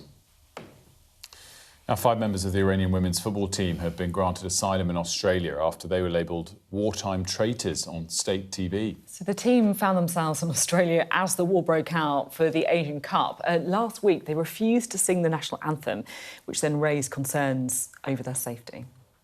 We issued 5 humanitarian visas to members of the Iranian women's soccer team. We're willing to provide assistance to other women in the team, noting that this is a very delicate situation and it is up to them.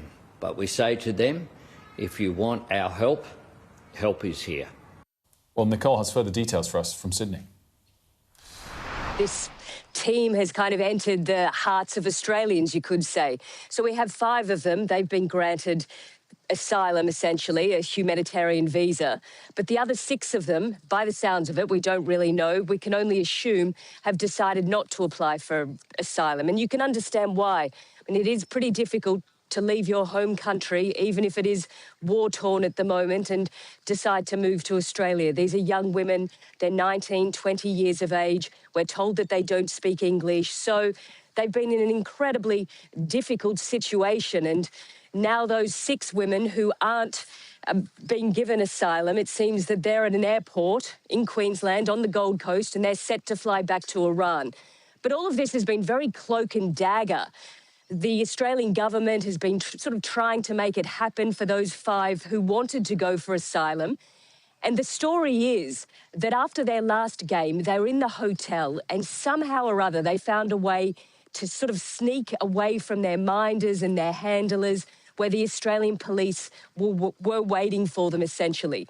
And then in the middle of the night, they got their visa and the Australian government announced it. And the government has said that it's done all of this very quietly. It didn't want to alert the Iranian authorities or the handlers who were with them.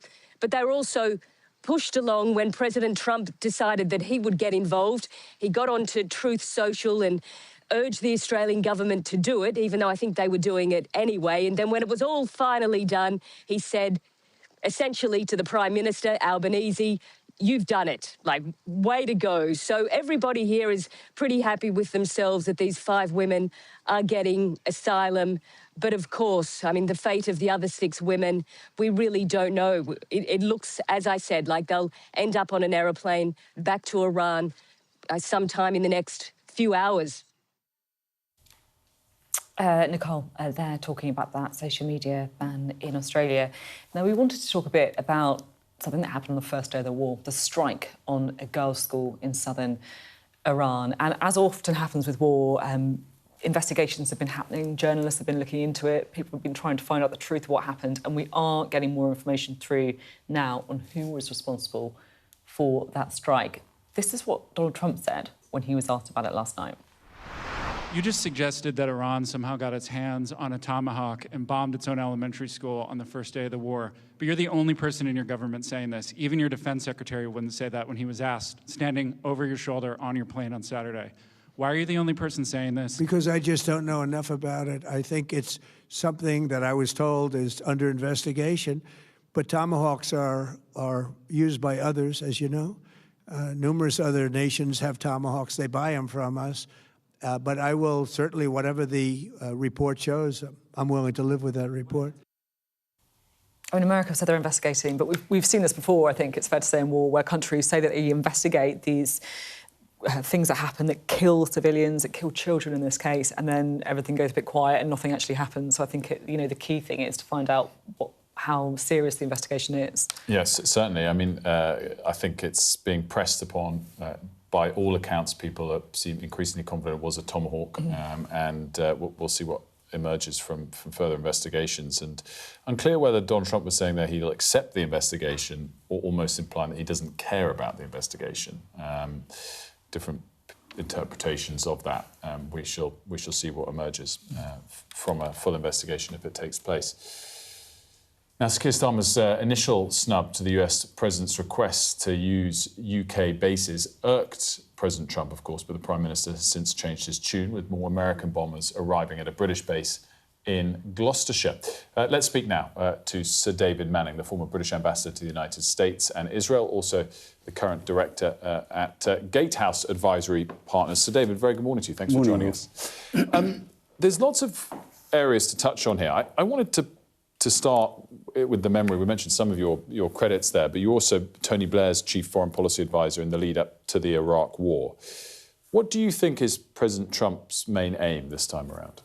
I don't know. And I think we have seen over the days that this has shifted. What is it to get rid of Iran's nuclear capability? Is it to destroy their armed forces on the ground?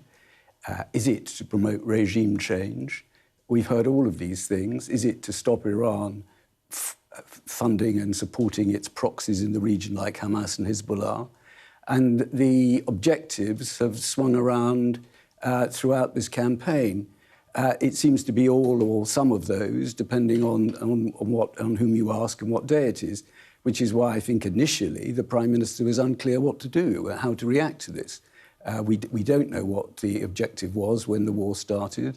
And I think that hasn't yet to become completely clear. Does the president want to overthrow the regime, or does he want to see somebody replace Ayatollah Khamenei, with whom he thinks he can work, rather the Venezuelan model? And I don't think we know the answer to this. Does it make it hard, therefore, to judge if it's legal or not? Well, I think that initially, yes. I think I support what the Prime Minister did initially. I know you said it was a snub. I think the Prime Minister had a decision to take. First of all, he didn't know what the war aims were. Secondly, I suspect, although the build-up was obvious, the decision came rather suddenly. And I think he also took legal advice.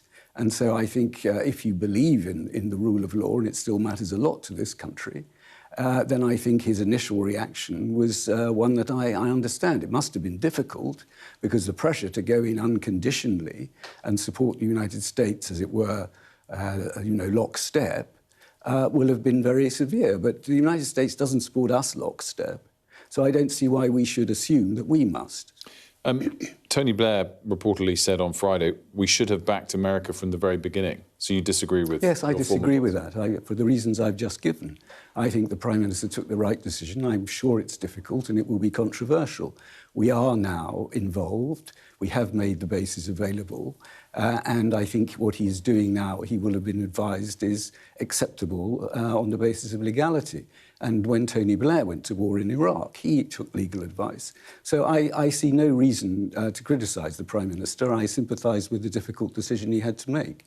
I guess the counter-argument that some might make on this is that the request, as we understand it, was not for the UK to take part in the initial strikes, but was, if I'm to exaggerate the point for the sake of argument, was to allow planes to touch down on their bases that happen to be in our territory. Is that a necessary nuance or not? Well, I think there is a nuance here, but I think it will be governed by legality, and the Prime Minister will be taking advice on how those bases can be used in offensive operations.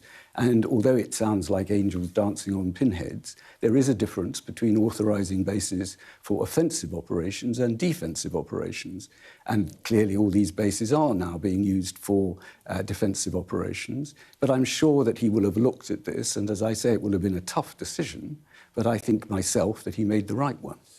Stepping back from all of this, what I find is we're reminded of, I guess, some of the debates around the Iraq War, because we've seen what obviously the legal advice from the AG was to the Prime Minister and prevented him from allowing the US bases to be used in our territory. At the same time, the Shadow Attorney General, for example, has made clear he feels the request would have been legal. And unlike domestic law for a crime, I guess what we are reminded of is that legality is in the eye of the beholder here. It's not... Yes, I think you're right, Wilf. I'm not a lawyer, but I think one of the things that is difficult about legal issues, and especially international legal issues, is that you will get conflicting advice. But if you're the Prime Minister, you're paid to make a decision. And you take the advice from both sides, and then you choose.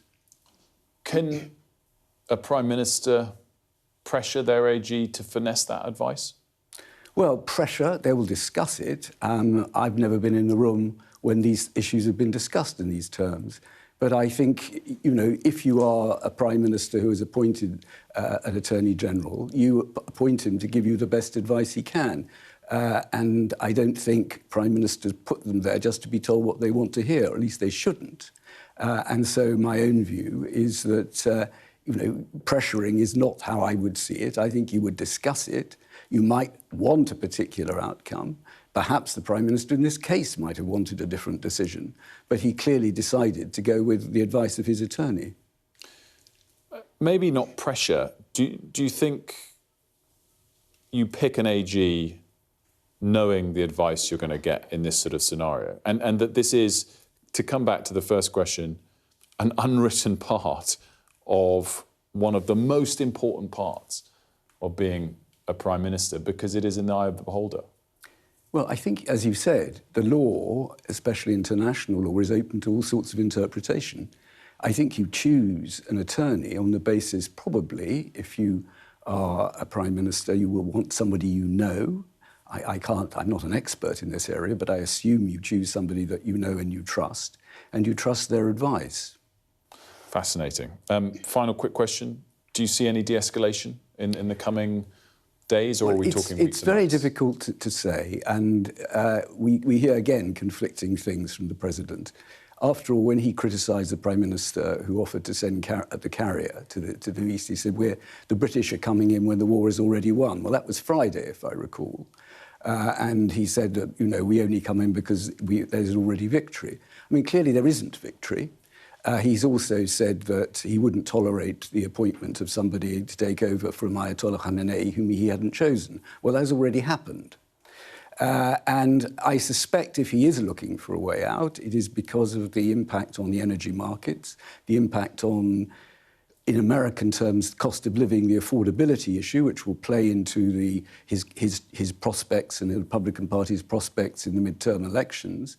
And he's trying to weigh up how far he can say that mission is accomplished in Iran, whatever, as we've discussed, the mission is. I do think there is a difference, perhaps, between what he wants, the United States wants, and what Israel wants. I think Israel would like to see not the annihilation of Iran, but Iran reduced to something that looks much more like Gaza than a working political entity on the ground. Whereas I think for the President, he would like not to see the breakup of Iran, but to see somebody in charge with whom he can do business. And here I think there is a tension. Sir David, great to speak as always. Thanks for joining us. Thank you. Sir David Manning there. We're going to take a quick break. When we come back, we'll be continuing the discussion on the war. We'll be talking to an Iranian human rights activist.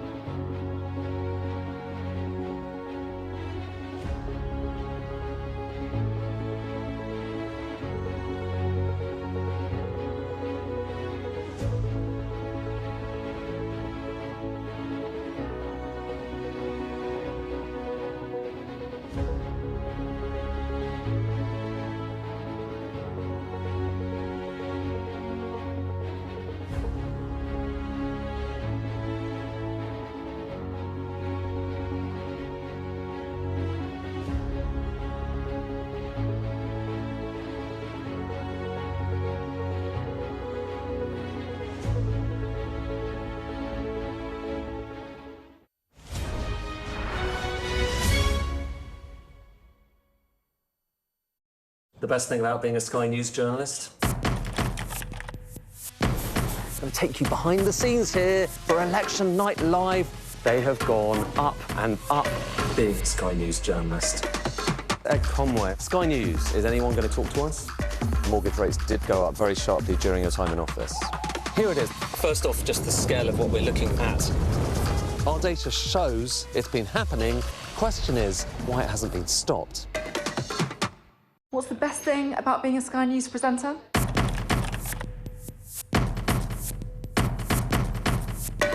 We've done the work and the reading, so you don't have to. Being a Sky News presenter. Hello and welcome. Westminster, the heart of British politics. I'm so sorry about what happened to you. So what on earth is going on? It's not true. Can I tell you what I think? It's really unusual. Mornings with Ridge and Frost. Let's crack on. Let's get started. Welcome back. Supporters of the appointment of Mujtaba Khamenei as Supreme Leader have celebrated in the streets of Tehran. So he's 56 years old and he replaces his father, Ayatollah Ali Khamenei, who of course ruled for more than 3 decades until he was killed on the first day of the war. Well, we're joined now by Mariam Namazi, who is an Iranian human rights activist. It's great to have you on. Thank you so much for coming in. Thank you. Firstly, I'm just keen to get your take on whether or not the US and Israel were right to go in and to kill the Ayatollah. Is it an action that you welcome? I mean, I think a lot of people are happy that Ali Khamenei has been killed just because he's been so instrumental in decades of repression against the people of Iran. But the reality is that that's not really going to liberate the people of Iran or bring a democratic society there. So I think if we look historically as well in the region, more recently too, we see that wars in Iraq, for example, or in Afghanistan haven't really brought freedom for people there. So I think while you can be opposed to the regime, I think it's also important to be against war and to look at other mechanisms in which civilians aren't targeted, but the regime is targeted, and people get to have the society that they've been really fighting for. There's been huge protests in Iran over various periods, including most recently in January this year. What do you hope happens from here? Given where we are, do you hope the US and Israel continue their attacks? Do you hope that they immediately stop them? Look, I mean, the situation in Iran is reaching a humanitarian catastrophe, I would think. It's hard to know exactly what's happening there because, of course, of the censorship in Iran itself, but other states too around in the region, and including Israel, aren't allowing for the real facts to come out in the sense of the numbers killed. We know, for example, that around 1,200 civilians have been killed. There was a primary girls' school that was targeted where over 160 girls were killed. And of course, the destruction of infrastructure, hospitals, transport, and of course, the internet blackout by the regime. So, you know, in Iran, there are no sirens, there are no bomb shelters for people there. It's really it could reach catastrophic levels if it doesn't stop quickly. So I think on that level, it's very worrying for civilians. I think really, for myself personally, I think we need an end to the war, but we also need an end to the regime. So how can we get to that position? And I think we have to rely on people in Iran, social and political movements there, to bring an end to this regime rather than having foreign wars from outside, putting the people in this situation. Just as I totally recognise what you say about the difficulty in finding out the reality on the ground, it's something, you know, we grapple with as journalists as well, like trying to find information and to paint a full picture of what's happening. You're talking there about the need for regime change from Iran, you know, brought by the people of Iran. And I guess my question is, how does that happen in a country where, you know, people are shot for taking to the streets? You know, how do you organise? How do you, I guess, you know, fulfil what you need to be as a country? Yeah, I mean, I think that's an important point. I guess people are always wondering, how can you get rid of this really criminal regime that's really built its state on the slaughter of civilians? But I think we have to recognise that it's not an either-or situation. So either civilians being killed in war or civilians being killed by the regime. And if we look also at other examples like the end of the racial apartheid regime in South Africa, or even the overthrow of a dictatorial Shah's regime in 1979 in Iran, it is possible to do that via both internal protest, but also political pressure from outside, but real political pressure in the sense of shutting down embassies,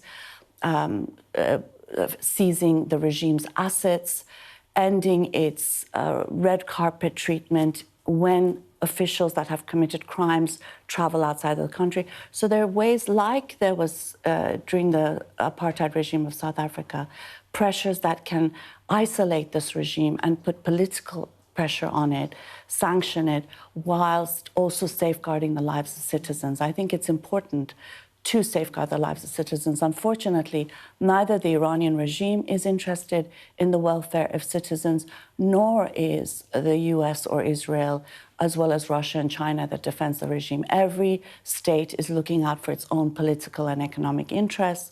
And I think we have to leave it to people in Iran to deal with this regime. If you look at the protests that have been taking place in Iran, there have been mass protests. There is a huge and very strong civil society in Iran of labor activists, women's rights activists.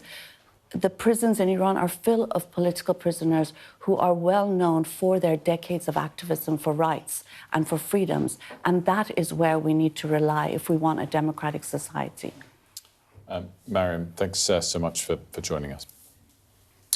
Now, more US aircraft are now in the UK after Sir Keir Starmer's initial refusal to let Washington use British military bases to launch attacks on Iran. So 3 more US bombers have landed at the UK's RAF Fairford base. The Boeing B-52 Stratofortress bombers are also carrying nearly 32,000 kilograms worth of weapons. And they join a fleet of US military planes now at the base in Gloucestershire. Our security and defence analyst Michael Clark is here with us. Michael, great to see you. Good morning. Morning. What scale of arrivals have we seen on British bases? Well, quite a lot. All of these heavy bombers are at Fairford because that's just the nature of what they've got at Fairford. They wouldn't go to Mildenhall or Lakenheath, the other two bases the Americans use. They could in an emergency, but Fairford is better placed. So they've put the B-1B bombers, which can carry a lot of cruise missiles or guided bombs, one way or another. And then the redoubtable, the B-52s, the old B-52s from the 1950s. And again, they can launch lots of cruise missiles. They can carry a big load of bombs. So there they are. They've got those there. They've been using Fairford to go in and out because a lot of heavy aircraft have landed their transport aircraft on their way to the Middle East. So whether they would launch attacks from Fairford, they might, or they could try to go to Al Udeid in Doha, which is the other big military base. That's what I was just going to quickly ask about, the sort of back and forth on the legal nuances of all this. I mean, surely it's possible that a plane is taking off because it's meant to be used for a defensive mission, but something happens whilst it's in flight and it changes its mission. So again, are we doing a bit of a dance on a sort of head of a needle to try and say what they can use the base for versus what they can't? Well, what the government is saying, and it is a tightrope walk for the government, is that what was not legal on Sunday the 28th of February, that is launching an attack on Iran, which I think the world will decide in due course was not lawful. It had no backing from anywhere, not even Congress. But what was not legal on Saturday night became legal on Sunday because the Iranians then responded by attacking lots of other allies. And so anything that happens afterwards can be regarded as a necessary and proportionate response to the Iranians hitting out. And that's a difficult line for the government to take because the common sense view is, look, this is a war, you're either in or you're out. But actually, this is a war that started on a very strange premise and now has continued by drawing in lots of other powers and our allies. I mean, British aircraft, not our ships, but our aircraft are helping defend Qatar and Jordan and the UAE, and they're all allies, and there's a good defensive motive to say that's why we do it. Now, that's different, defending the airspace of those countries and going after drones with our Typhoon aircraft. That's different to bombing raids, say British aircraft bombing inside Iran as part of the American target set. And I have to say, I mean, I think in due course, this war will come to seem, as it were, illegal in the way it started and disastrous probably for the world in the way it's turning out. So ultimately, I suspect the government will be on better ground in the longer term than it seems to be now. It's on a tightrope now, which, you know, legal lawyers understand, which the public sort of just doesn't really get. It's so interesting to hear you talk about what you think that it will be seen to be unlawful. It's really interesting to get that analysis through. Yeah, you know, the 2003 invasion of Iraq is always said an illegal invasion of Iraq. It wasn't illegal. Nobody has ever been able to decide that that was an illegal invasion. But it was extraordinarily foolish, and it was a big strategic error. And in this case, I think, you know, this will go down in history as the illegal war against Iran. In this case, it will be true for the first 24 hours. It was probably illegal. I've had a couple of questions from people who have found out you're coming on the programme, which is always nice, you know, to hear. Like, people want your expertise. Somebody's listening. Yeah, exactly. We enjoy that. We enjoy it. Hundreds of thousands per cup, Michael. Interestingly, interesting because one of these ones coming in was about Iran and Russia, which I think is such an interesting kind of thread to pull on this. They've asked, how does Michael think the Iranian supply of drones and parts to Russia will affect the Russia-Ukraine conflict since the bombings in Iran? I mean, that specific question, but also, I guess, more widely about could what happened in Iran and the Middle East impact the Russian war? The Russians don't need Iranian drones anymore. This is the Shahed 136, of which the Iranians have got tens of thousands. The Russians set up their own massive facility in Alibuga in Tatarstan, and they are producing huge numbers of the 136. They call it the Jiran 2, and it's now better than the old 136. So basically, the Russians needed it in the first couple of years of the war. Now they don't, because it's Russia, and they're able to produce their own stuff. So they don't need it. And the Russians have now been giving technology to the Iranians to put into their 136s, one of which, the one that struck Akrotiri, had Russian components in it. So it's gone the other way, basically. Absolutely. And so here are now the Russians helping the Iranians whilst talking to the United States about ways to bring the war to an end. I mean, Putin is one of the winners from this war in lots of ways. He's a lucky boy, yet again. And the Ukrainians are the unlucky ones. Zelensky said last week, he said, and nobody had used this figure before, Zelensky said, the allies around the Gulf have fired 500 Patriot missiles this week. He said, in a week, they've fired 500 American Patriots. That's more than we have had in 4 years. And so, you know, what are the double standards in this respect? You know, we are left to deal with the Russians on our own, and you help all of your allies in the Middle East with more Patriots than you've ever given to us. We're going to try and wrestle you down and see if you can come back in another hour, and if there can be more questions, hopefully. So, I mean, if you want to kind of take advantage of Michael's extraordinary knowledge, then do email us at mornings@sky. I have one more quick one to finish the Rush thought, 30 seconds, which is, does Putin want this war to end? I mean, I know Iran's his ally, but does he want it to prolong? He probably would quite like it to be prolonged. I mean, he's helped the Iranians a bit, but he's not going to stick his neck out for the Iranians. If this regime is going to fall, he's not going to prop them up for sure. But the longer the war goes on, the more difficult it causes to Trump, the more he will be Trump will be enthralled to him. The Americans are trying to create a partnership with Russia, whilst the Europeans are left to deal with Russia's war against Ukraine. Michael, we'll see you at 9. Can we hold you down for 9:30? Yes, of course. Yeah. Great stuff. Couldn't say no when it was live. No, exactly. That's what we've got to ask him when he's live on air. So interesting. It never ceases to amaze me the depths of that man's knowledge. Get your questions. Try and stump him. It's really hard. I thought that was quite a hard one there about the Shahed drones, but no, not at all. We will continue 9:30. Right, let's have a quick look at the weather. You're looking happy. Well, the forecast looks good. So you've sorted the travel insurance then? All Clear Travel Insurance sponsors Sky News Weather. Strong winds, prolonged rain moving in later today, unfortunately, and that is going to end the mainly calm but pretty gloomy spell that we've been, I was going to say enjoying, but I'm not sure enjoying is the right word. Ireland, Northern Ireland and Western Scotland will be quite breezy with patchy rain this morning. England, Wales and Eastern Scotland, though, should be mainly dry. The far west will see patchy rain moving in around midday, but Ireland, Northern Ireland and Western Scotland should largely dry up. It's going to be a bit cooler and increasingly windy. Ireland and Northern Ireland are going to turn wet later, and northern and western Britain will see some patchy outbreaks developing more widely. Eastern England, though, is a place to be. That looks mainly fine. All Clear Travel Insurance proudly sponsors Sky News Weather. Well, let's do a bit of domestic news. There was a vote last night in the House of Commons, sort of slipped under the radar somewhat. It was on the proposal to ban social media for under 16s, which had come from an amendment that the House of Lords added to a bill that was going through Parliament. Let's talk to Sadia about it all. It was rejected in the House of Commons, largely as expected, even though it's an issue that's gaining much more of a following. Yes, absolutely. Yeah, I think it was expected, and it is an issue that is really delicate because on the one hand you've got children's freedoms, and on the other you've got to find a way to protect them from the online social harms. We routinely see headlines about the things that children end up seeing just during a school day on their phones. And so this vote to the House of Commons, which was brought by the Conservatives and as an amendment to an existing legislation that is currently going through Parliament. It was interesting to listen to those arguments yesterday because I think you can actually see it from both sides. On the one hand, you've got some MPs who are saying it needs to happen, it should have happened right straight away. We cannot dither and delay on this. That's the accusation against the Prime Minister. And on the other, you've got some people who are saying, hang on, let's take a measured approach. This is a really big and complex issue and we need to look into it much more carefully before we just have an outright ban.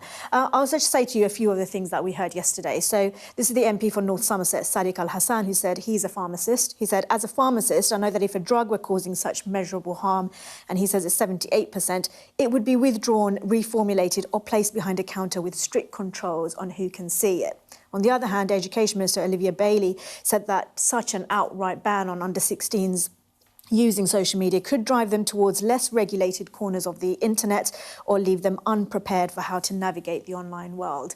It isn't the end of the road for it, though. Do you know my theory on this? No, but I want to hear it. If you've got a child under 12, you want to see the ban. If you've got a child 13, 14, 15, 16, you do not want to see the ban because you're going to get it in your neck from your kids every day for taking the social media away from them. Surely if the government's banned it, you're not going to... The kids are going to put it in Keir Starmer's neck. If you're a 15-year-old with a TikTok following, I don't think you're going to blame Keir Starmer. You're going to blame your mum and dad for taking it off. Well, not if it's been made legal, surely. That isn't that the cover that parents want? I think if you've got a younger child, yeah. Yeah. But I reckon that's Keir Starmer got teenage kids, hasn't he? So that's all I'm saying. I think they should. It's sort of. Sadia, thank you. They should give us as well restrictions. It'd be helpful. Yeah, Only 1 hour a day. That's very right, actually. It's a good. I think they should also ban work email. Yeah. What about work WhatsApps? Yeah, well, we've just created a new work WhatsApp group about oil charts, which actually I quite like that one. That's probably my favourite. That's probably your favourite that WhatsApp group. That one's allowed. Exactly. There are a lot of WhatsApp groups. Yeah, there's a lot of WhatsApps. Right. Coming up, we're going to be talking about vocational qualifications, V-levels, which we're hoping, or the government's hoping at least, will end what it's calling the snobbery in post-16 education. We're going to get some reaction to that from the head of Youth in Employment UK. That's next.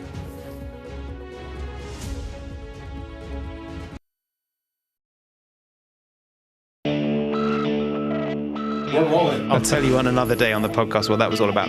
Welcome to the world. Come along for the journey. It'll be fun. Russia knows our weaknesses, but do you? This is the war game. There were a number of armed security. We want to discover, to find out what's really going on. Everything you need to know about British politics in about 20 minutes. I actually don't like political drama. So, where next? Available wherever you get your podcasts. I'm James Matthews, and I'm Sky's US correspondent, based here in Washington, D.C. Do you fear a fourth indictment? Is it a draw? Does your government owe an apology to the British home children? Great to see you. Does your government owe them an apology? The fact that they were intercepted, does that indicate a military weakness on the part of Iran? No. Free, wherever you get your news. There's no doubting the strength of this hurricane as it roars through. You can feel a devastating power. It had been a difficult night in a deadly storm. Bang, bang. You can hear it hitting the windows. Our houses are okay. It's depressing. As bad as all of this is, it could have been much worse. Today, this land they call sacred is at the heart of America's electric car revolution. To me, it's a sacred ground. The white gold rush is a race that Biden doesn't want to lose. I've covered some of the biggest stories in the world. Donald Trump, 45th President of the United States, it would appear is about to learn his fate. Escort coming out! San Quentin houses America's largest death row. They rarely allow cameras onto the condemned block. James Matthews, Sky News. I want to be treated equally like everyone else. It's one step closer to getting out, to getting off death row. Sky News. Get the full story first. Mr. Trump, James Matthews from Sky News. Hey, James. You're diminished by claims that you're a racist. The question? Mr. Musk, has your ignorance and ego cost Ukrainian lives? Vladimir Putin calls you outstanding. What do you call him, sir? He's from Sky News. He's from Sky News. He's entitled to ask me questions. What's the best thing about being a Sky News journalist? Who's funnier? Being a Sky News journalist. A special edition of The World with me, Yalda Hakim. Pakistan had the right to respond. You're like, what? Historic day here today. Congratulations, this is a huge moment. But what happens now? The first vocational qualifications as part of education reforms will be in the subjects of education, finance and digital. So obviously not the first vocational LE qualifications. We've already got some T-levels, we've got other vocational qualifications too, but these are the new incarnation V-levels. Students currently in Year 9 will be the first ones to be able to take them. So what's going on? Will it be any different to what's gone before? Let's try and find out, shall we? The Chief Executive of Youth Unemployment UK, Laura Jane Rawlings. It feels like every kind of few years the government talks about making sure vocational education is on a par with traditional subjects. I mean, will it be any different this time? I think that's an excellent point, Sophie. We certainly have heard this a lot. I think this is a really important moment for government. They have been absolutely focused on youth unemployment and how we can ensure that there are pathways for young people. We saw the reform in vocational qualifications around T-levels a couple of years ago. And actually what we were missing was this middle layer that they are now calling a V-level. And we're hoping very much that it's going to make the choices for young people and their parents much easier at that post-16 mark. What is the goal in terms, maybe there isn't one, in terms of the balance of percentage of children that will take down the line V-levels versus A-levels? I think we really are starting to see a government that recognises that industry needs young people who are work ready, who have experienced an education that aligns to the needs of the future and evolving workplace. You know, we've got the emergence of AI, we've got growth in construction and digital and science qualifications. And employers have certainly been telling us and government that they need those young people to have a different set of skills than the ones that we're seeing. So I think this emergence and this view on where vocational qualifications and technical qualifications can and should sit alongside A-levels is the right one. I'm so interested in this because it feels like there's been a lot of focus on how some of the traditional subjects are actually pretty useless when you are looking into career prospects and stuff like that, including my degree, by the way, English literature, always like bouncing along the bottom there. Do you think we should flip it around and actually, you know, technical qualifications, things particularly within industry link, should be seen as more worthwhile than some of the like ivory tower subjects, if you like? I think it's just about the right choice at the moment in time for the right young person. I think we get really caught up in choosing a career for a young person at 16. And I'm sure most of us didn't know what we were going to do when we were 16, 18, 24, or even older. So I think it's really important that young people can choose the right qualification based on their learning styles, their preferences, their aspirations, but also kind of the environments they want to study in, whether that be a college, a university, or at an employer. And all of those routes are entirely, you know, right for them as long as they're choosing and getting the right careers information. Laura Jane, thanks so much for joining us. Thank you. Very much appreciated. It's interesting as well what the early topics are as well. Yeah. Digital, appealing to you know, clearly the changing nature of the industry. Also finance is one of them, which I support both. Yeah, and education as well. Yeah, so it makes an awful lot of sense. I think it is just about, as the government says, to be honest, like changing some of the kind of snobbish attitudes towards it. But then it all needs to be speeded up because of AI, right? Because it does feel that some of the career paths and jobs that we thought were the sensible ones may not be in 5 years, 10 years' time. We will continue discussion on that, of course, after the break. We'll also be continuing the discussion of the impact of the Iran war. And we've had lots of questions in from you for Michael Clark, who joins us at 9:30. Keep them coming, and we must get at least one that he doesn't know the answer to. That's the challenge. Don't tell him, but that is the challenge. I don't think we're going to get it, to be honest. I don't think we are. I'm not optimistic. We'll keep an eye on the market's reaction as well, of course, which is a bit calmer than yesterday. We'll be right back.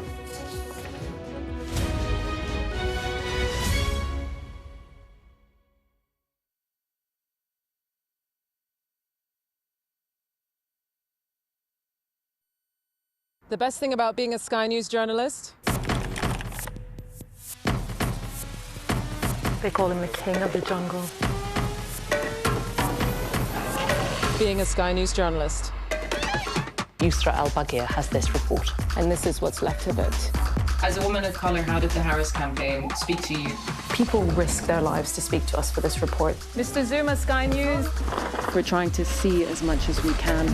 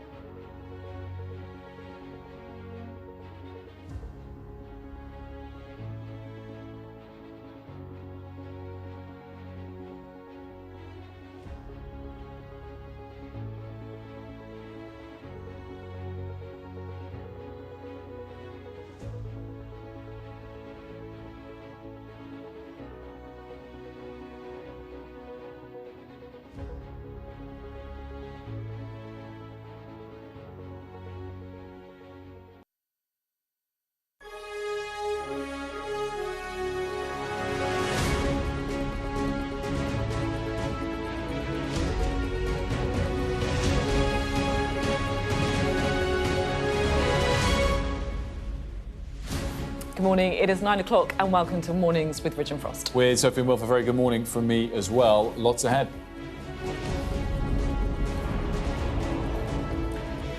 Donald Trump claims the war in Iran could be over soon, but then threatens an escalation in strikes. We're achieving major strides toward completing our military objective. And some people could say they're pretty well complete. Oil prices have fallen during early trading. In response, we'll bring you everything you need to know about the economic impact of the war so far. New evidence suggests a US Tomahawk missile was involved in the bombing of a girls' school in Iran. And MPs reject an Australia-style ban on social media for children under the age of 16.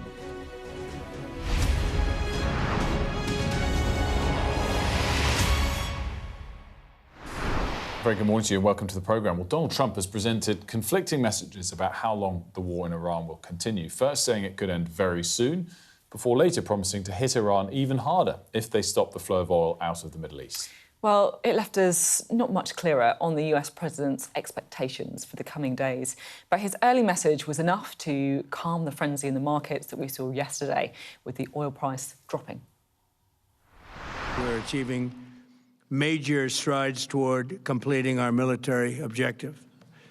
And some people could say they're pretty well complete. We've wiped every single force in Iran out very completely. This was just an excursion into something that had to be done. We're getting very close to finishing that too. But then just hours after promising peace, the president was threatening an escalation in strikes after Iran's Revolutionary Guard said it would not allow 1 litre of oil to be shipped through the Straits of Hormuz if the US and Israel continued their attacks. Posting on Truth Social, the president wrote, "If Iran does anything that stops the flow of oil within the Strait of Hormuz, they will be hit by the United States of America 20 times harder than they've been hit thus far.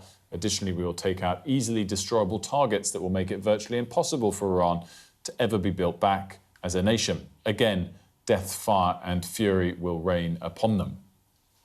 So to unpick it all, David Blevins has been trying to get to the bottom of what we should understand from Donald Trump's messages.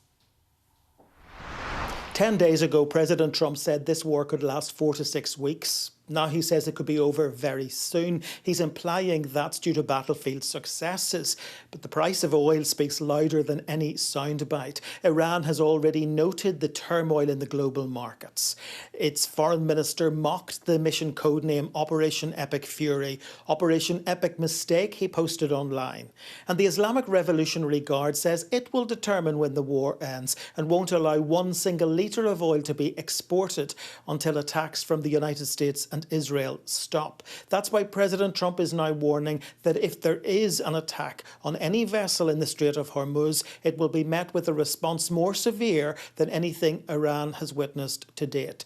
Now, when the president was asked about that attack on a girls' school in Iran, he said he would live with the outcome of any investigation, but did attempt to pin the blame elsewhere. He claimed many countries, including Iran, had Tomahawk missiles. The truth is, Iran doesn't, and very few others do. Unless he's suggesting one of them carried out the attack, he has implicated the United States. But he does sound like a president who is preparing to declare victory.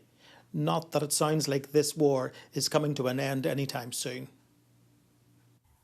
Well, obviously, the president's words had a huge impact on the financial markets and on oil prices, as we've seen throughout the war. Wilf, what's been happening today? Yeah, so we've been trying to have a look at how things unfolded over the last couple of days, not just the last couple of weeks. Oil prices are obviously much calmer today than they were this time yesterday. 92 spot 65. By the way, last hour it was 90. So we're back up again a little bit, showing the volatilities there, but clearly down in course of the last 24 hours. Let's show you a chart of oil prices over the last 5 days so we can try and talk you through that fall that we've seen since yesterday. Big spike Sunday night when futures opened, having been closed over the weekend. We got up to 115 for Brent crude. Obviously, as we just showed you, we're now down at about 92. 2 big moments where oil prices declined yesterday.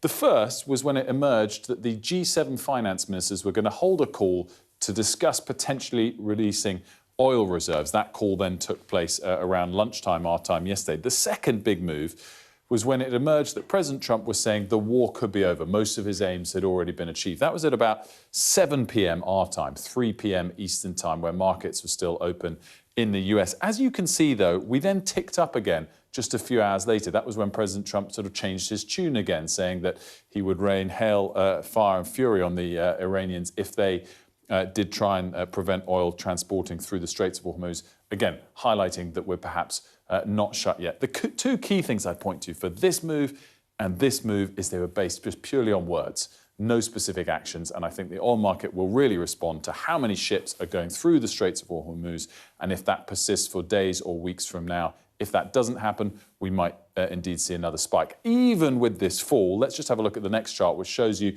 a 1-year chart of oil prices. And you can see, yeah, we've pulled back a lot in a day, but we're still up a lot so far this year. Just going back to the start of January, up until where we sit right now, we're still up about 50% in oil prices. So still up an awful lot over the last couple of months, the last couple of weeks, even if we are quite significantly down from that temporary spike yesterday. Off the back of this, it has also impacted our borrowing costs. Let's have a look at the chart of the 2-year borrowing rate, because yesterday, all of a sudden, people weren't just talking about not having a rate cut anytime soon, possibly even having a rate hike. This chart actually doesn't even tell the full story. So we started a couple of weeks ago down at 3.5%, the borrowing rate on our 2-year government bond. We did actually very briefly spike to above 4.2% yesterday.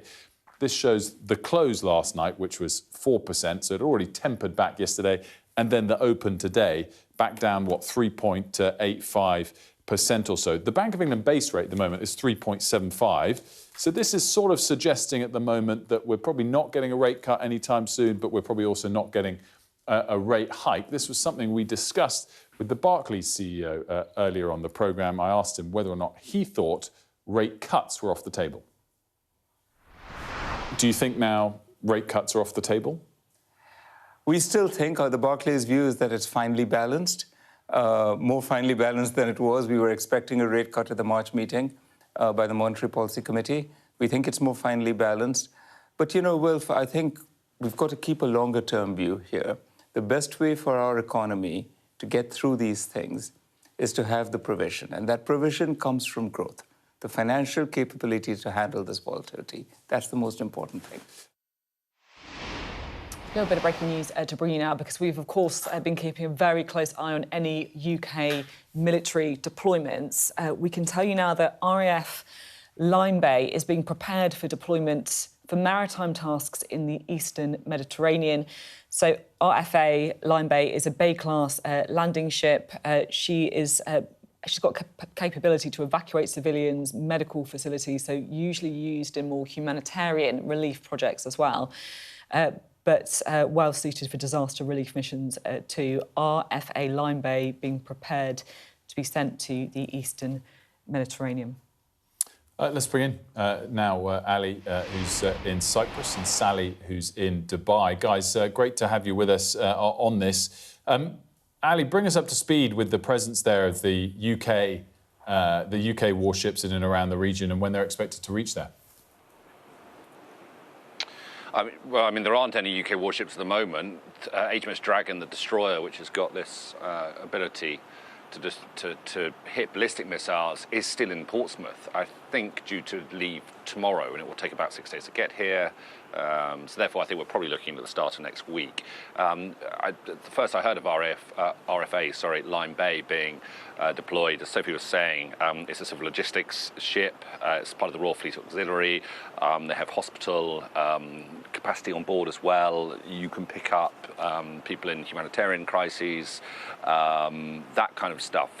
So I'm not entirely sure what the logic, I'm sure there is a logic, but I'm not entirely sure what the logic would be behind sending it here, unless maybe it would be to sort of plug into, I'm literally just sort of thinking out loud, whether it could plug into the French carrier group, because the French have sent a really big fleet, really. I think it's 6 frigates, their aircraft carrier. I'm sure there is a submarine with that they might not talk about as well, and that's going to be initially in the Eastern Mediterranean, and then at some point, according to President Macron, who was in this region yesterday, will go towards the Gulf area and perhaps help provide escorts through the Strait of Hormuz to sort of cool the temperatures when it comes to what you were just talking about, Wilf, oil prices and the ability for ships to transit through the Strait of Hormuz.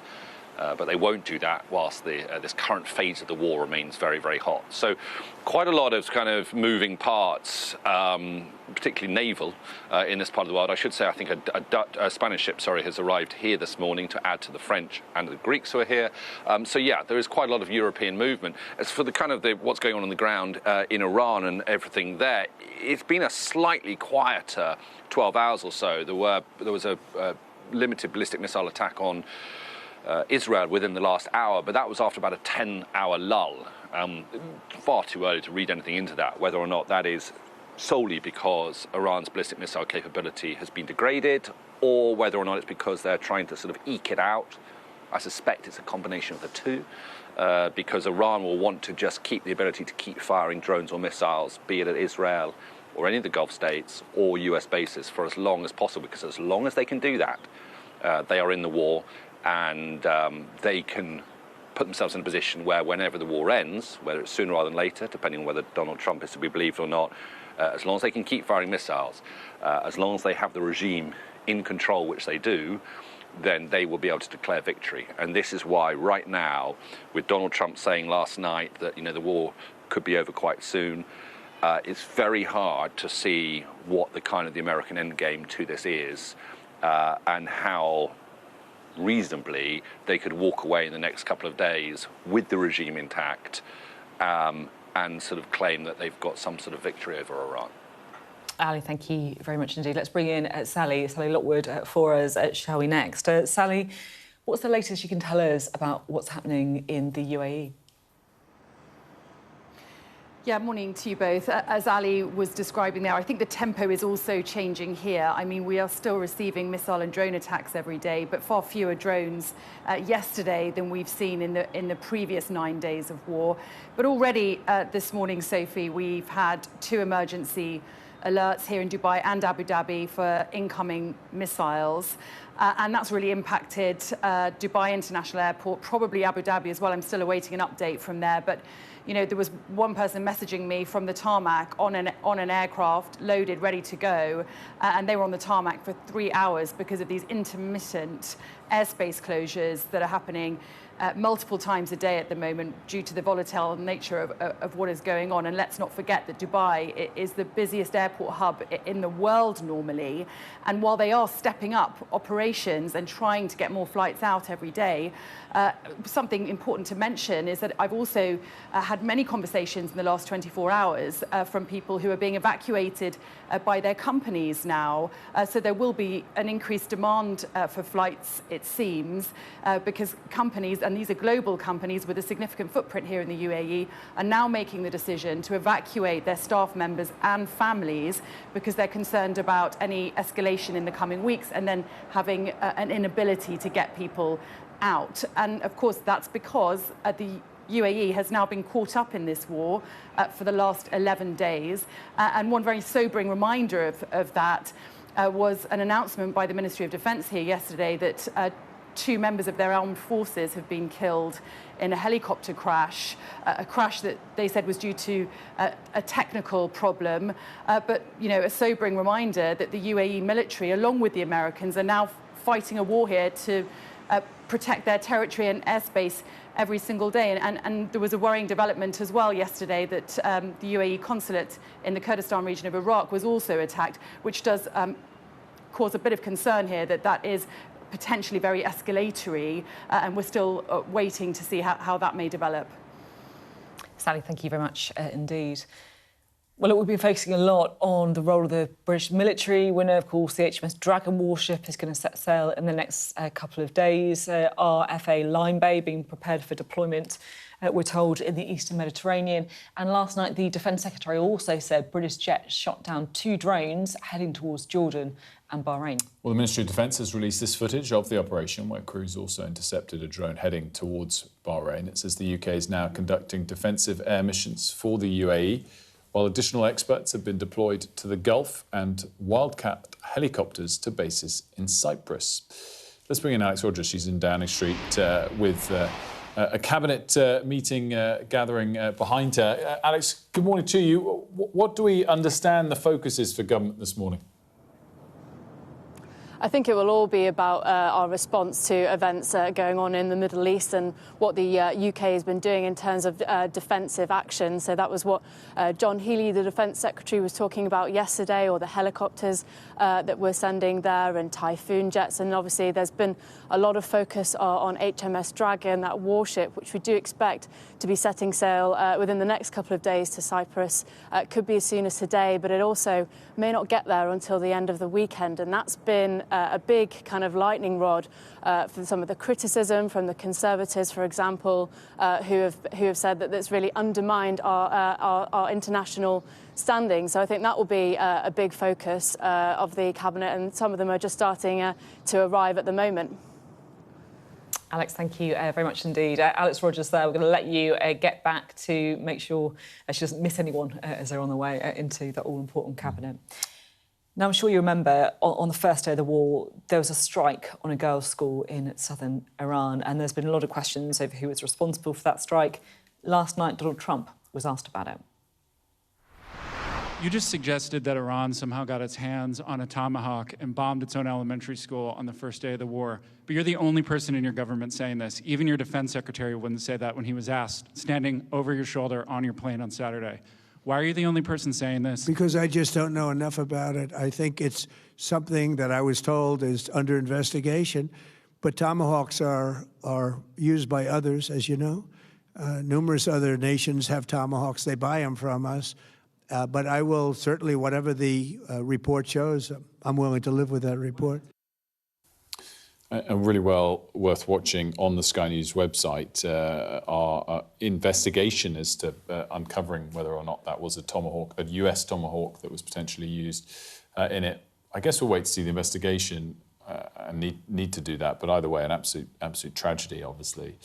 The other thing I think people will be interested to know is where the intelligence came from that led to the strike, and whether that was on the ground intelligence or the use of AI that's been raised a lot in some of these strikes. Yeah, because we know, don't we, that there has been artificial intelligence used in some of the US operations in this conflict as well.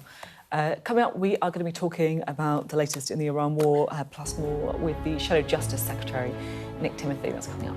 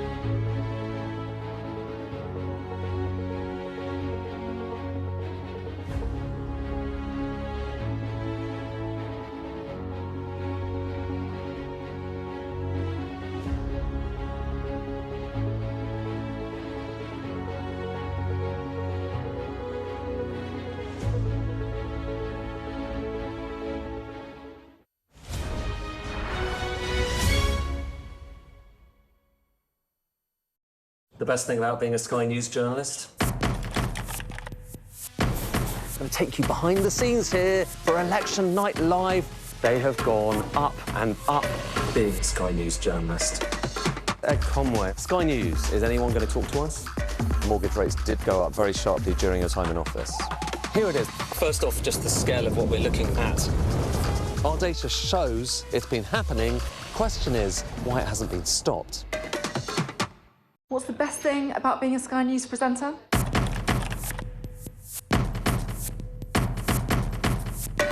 We've done the work and the reading, so you don't have to. Being a Sky News presenter. Hello and welcome. Westminster, the heart of British politics. I'm so sorry about what happened to you. So what on earth is going on? It's not true. Can I tell you what I think? It's really unusual. Mornings with Richard and Frost. Let's crack on. Let's get started. Welcome back. Talk to the Conservatives. Now, the Shadow Justice Secretary, Nick Timothy, is here. You're here, of course, to talk about the government's court reforms that I'm very keen to talk about. But first, to start on Iran, and I guess in particular dealing with Donald Trump, because you were obviously an advisor to Theresa May who had to deal with Donald Trump as well. How difficult a character do you think he is for British prime ministers to navigate?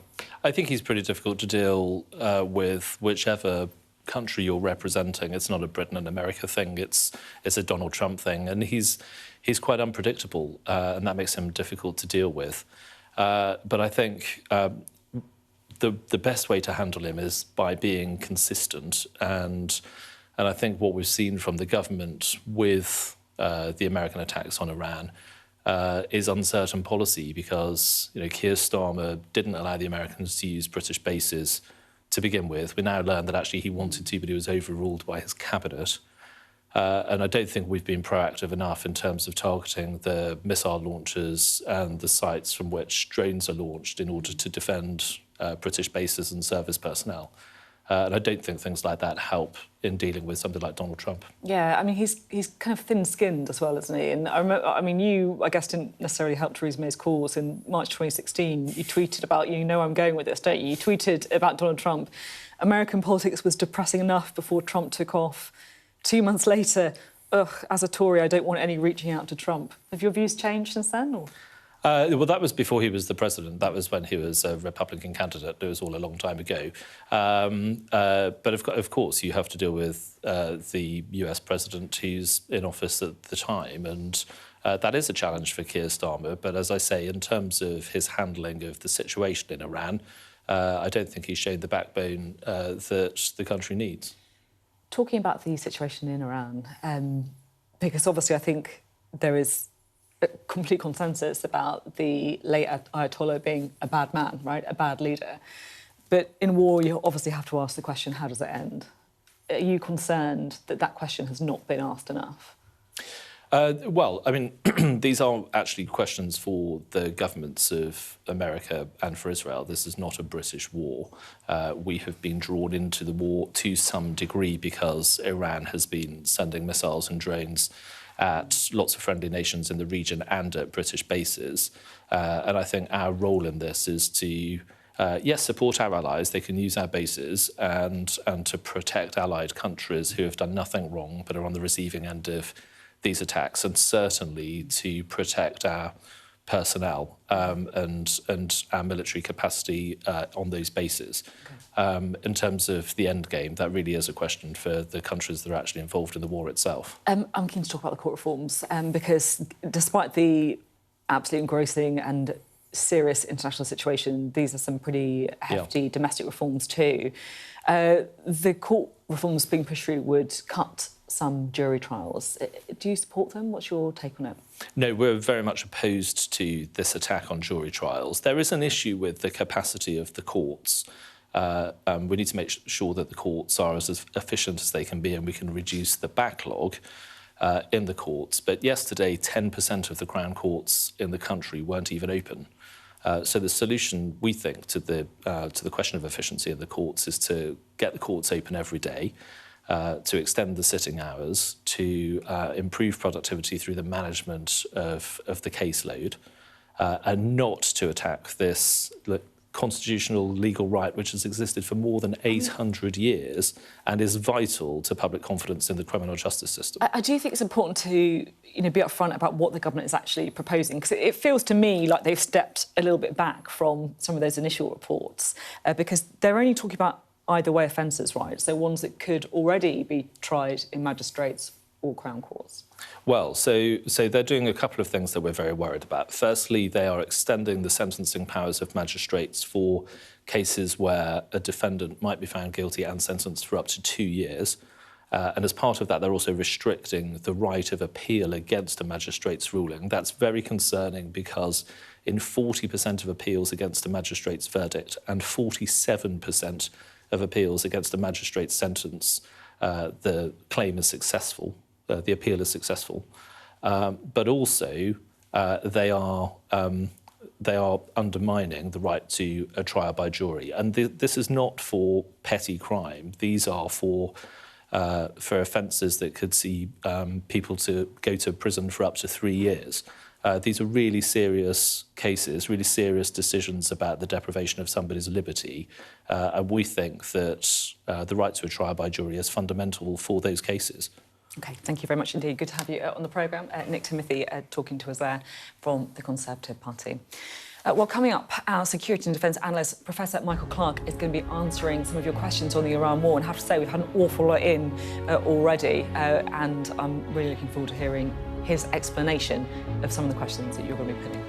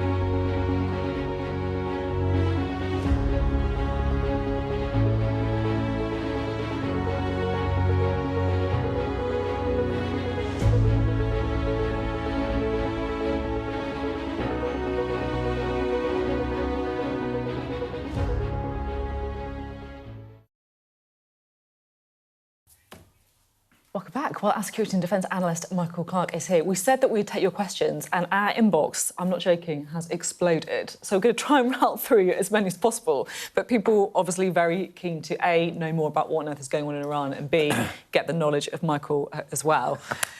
So let's crack on, shall we? Let's ask the first one. You ready? Yeah, go on. So this is the first one. This came in from John Walker. Does Michael feel that the Iranian war is also a component in the macro of hybrid warfare? So in this scope of economic, benefiting both Russia as well as China. So in other words, is it a type of hybrid warfare?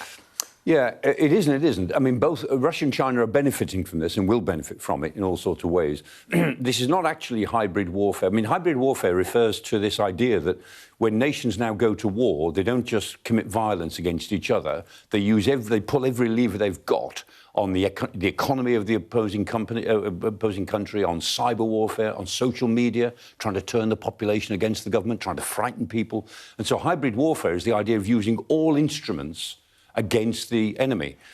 Now, what John Walker is really talking about is that this war is having hybrid warfare effects. It's not the Americans are fighting hybrid warfare because they're really going into Iranian society. They're trying to undermine Iranian leadership in every way they can think of.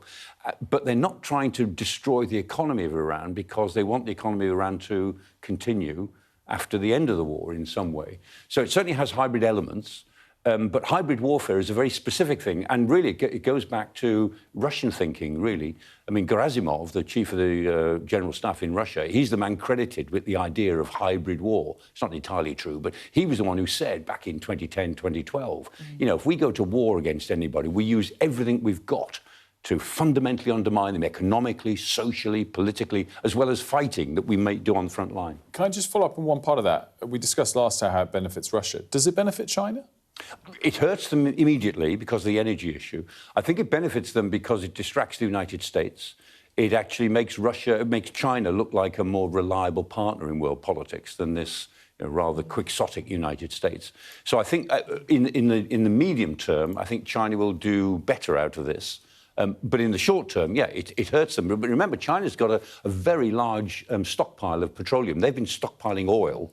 Sorry, I said petroleum, but they've been stockpiling oil for a long time. We don't know how big their stockpiles are, but they're probably bigger than American stockpiles, which are about 4 million barrels a day. The Chinese have got more than that, so they can live through this, particularly if it's a relatively short operation. The second question we had in was about how other countries should react to America. And I'll be honest, there's a few like this, about why aren't people calling out America more for the school attack, for example. This is one that came in for us. Why are all NATO nations not calling the USA out for attacking Iran?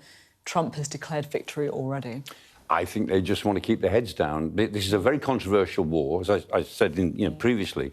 I think it will be judged by the world opinion as illegal and probably unnecessary and a bit of a disaster for the world economy and all sorts of things. We don't know how long it will go on. It might look like a blip if it finishes somehow this week. And Trump has declared victory already. He sort of has and he hasn't. On Sunday night, what are we on now? Tuesday. On Sunday night, Pete Hegseth, the Secretary of War, said on CBS, he said, I want your viewers to understand we've only just got started. This is only the beginning, is what he said. And then last night, President Trump said, we're going to finish it soon. I think very soon, he said. And so we don't know what America thinks. There is no strategic brain in operation at the top of the American government, by which I mean there's no strategic sense that they know what they're doing. That links directly into our next question, right, which is about the length of the war. Yeah. And if you can gaze into your crystal ball and tell us, we'd all be very grateful. But this is the third question from Matthew Cartwright. Is the campaign going to be shorter than the liberation of Kuwait, Operation Desert Storm, or longer than the campaign invasion of Iraq 2003? It'll be longer than... Well, it's already longer than the Kuwait Operation Desert Storm, because that was 1991, and that was famously 100 hours. And President Bush Sr. said, look, 100 hours, that's good, it'll go down as the 100 hours war. And people were saying to him, you know, we've liberated Kuwait, we've thrown the Iraqis out of Kuwait, let's just go for Baghdad. The Basra Road is open, go for Baghdad. He said, no, this was an operation not to bring down the Iraqi government, it was to liberate Kuwait from naked aggression. So 100 hours. And then the 2003 war began on 20th of March 2003, and it famously came to an end on the 1st of May when President Bush Jr., George W. Bush, stood on the aircraft carrier and said, mission accomplished, which it clearly wasn't. Yeah. So 20th of March to the 1st of May, what's that, 6 weeks, 7 weeks? Albeit, I guess that Iraq war went on for longer. So. Yes. The fighting came to an end in May that year, and then stage 4 of the operation, which was meant to be the consolidation phase, was empty. They had, stages 1, 2 and 3. Tommy Franks, the American commander, very good at stages 1, 2 and 3. Stage 4, lots of work went on. I contributed a little bit of it from London with throwing stuff into the State Department at their request, ideas, and nothing happened. Stage 4 was just an empty box because all the stuff that was going on in Washington about reconstruction and what happens after the fighting never got through to the military because the military didn't want to know. And Frank said, not my problem. Somebody else will deal with what happens after the fighting ends. A fundamental error. We have another question from Andy Paul, who says, do you believe that this war has been misjudged by the US in regards to the attacks on Gulf countries and closure of Hormuz, which was foreseen by some analysts, and will the US just walk away without completing any of its objectives? Very good question, Andy Paul. Yes, in essence, the idea that the war would be regionalised quickly and the Strait of Hormuz would be closed effectively was always on the cards, but the view was it'll take some time to get to that. So there'll be a series of stages of escalation. And if it gets really bad, it might extend to the rest of the region. If it gets really bad, Hormuz might be closed. And the United States, I think, miscalculated the sheer willingness of the Iranian leadership to say, right, you've made war on us, we pull all the levers at once. And so the Iranians went to a very high level of escalation within 24 hours. And that, I think that took the Americans back. And it certainly took aback the Gulf allies. Suddenly, we were in a regional war after 24 hours. So that was the case. And as a result, I mean, this, I think, looks, at the moment, it looks as if it'll go down as the taco war. You know, Trump always chickens out, taco president. That as the pressure is built up this week, and it's only really built up this week, and we were saying yesterday, the markets were pricing in a longer war, which is why stocks have suffered and the oil price did suffer until this morning. And, you know, President Trump will declare victory and leave. And it sounds as if, at the moment, he's going to declare victory and leave sooner rather than later as the pressure builds up. Rick's messaged a question in that I also want to have an answer to, actually. Here's a question. Where does the legend that is Michael store all this information? It's a very good question. Where does Michael what, sorry? Where does the legend that is Michael, as in you, store all this information? It's what we're all wondering. Look, I spent 40 years doing this. I mean, you know, in the sense that university teaching and so on. I've got quite a good short-term memory. I love it. Well, I think you've got a pretty good long-term. Exactly. It's been always such a pleasure to have you on. Thank you so much. It's been so informative for everyone. Great stuff. Now, Donald Trump has indicated attacks against Iran might end soon, with the US very far ahead of its timeline, but its shifting objectives offer, of course, little certainty. Donald Trump has also declared he is considering taking over the Strait of Hormuz. That, of course, is the shipping passageway for oil that's effectively shut. We've been talking about it an awful lot over the programme. The British diplomat Gerard Russell joins us now. Great to have you with us. I don't know if you caught any of what Michael Clark was just saying there, but he was effectively saying that this is a war that will come to be seen as A, illegal, and B, with misjudged and really catastrophic consequences for the global economy. Do you think he's right? Well, I should first say I'm not now a diplomat, so I left years ago. So I can speak freely about it. Yeah, I think it's not only an illegal war, but it's also going to prove a very unwise one. Of course, Donald Trump's last two wars in Venezuela, Iran, he was involved in the Israeli war in Iran last year, proved to be quite successful. They achieved their goals. And he has been left, I think, with a feeling that international law was no guide to whether a war would be successful or not. But in this case, I believe it will prove that America's bitten off more than it could chew, because Iran has very little to lose by continuing the conflict and pushing up world oil prices and damaging the economy for some time to come. And they're going to probably feel that they have to, because they are otherwise defenseless. It's a weak, defenseless country. And it will probably feel that offense is the best defense. And that will mean carrying on its attacks, even if Donald Trump says this is all finished. So do you think this war prolongs for at least weeks from now? I think that there will be fighting for months. In fact, I would suggest there's going to be fighting definitely, because one of the things we're seeing is that Israel feels Iran's air defenses are down. Finally, this country that's been threatening us for a very long time is vulnerable. It's no longer a danger. But if we leave it for many, many years now, it'll rebuild its defenses. It'll rebuild its missile capacity.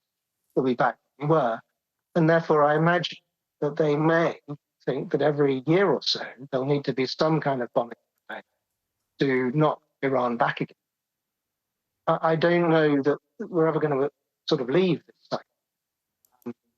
But it may be possible to manage it, and it might be possible that some agreement can be reached, and people talk about how that could be done. But I don't know that Donald Trump will have the appetite to do that right away. I think it may take some weeks or months before he's willing to think about it. And as I say, I think it's unstable because Israel is always going to want to deal with the threat that Iran poses to them. And Iran, under its current leadership, is always going to want to rebuild that capacity to threaten.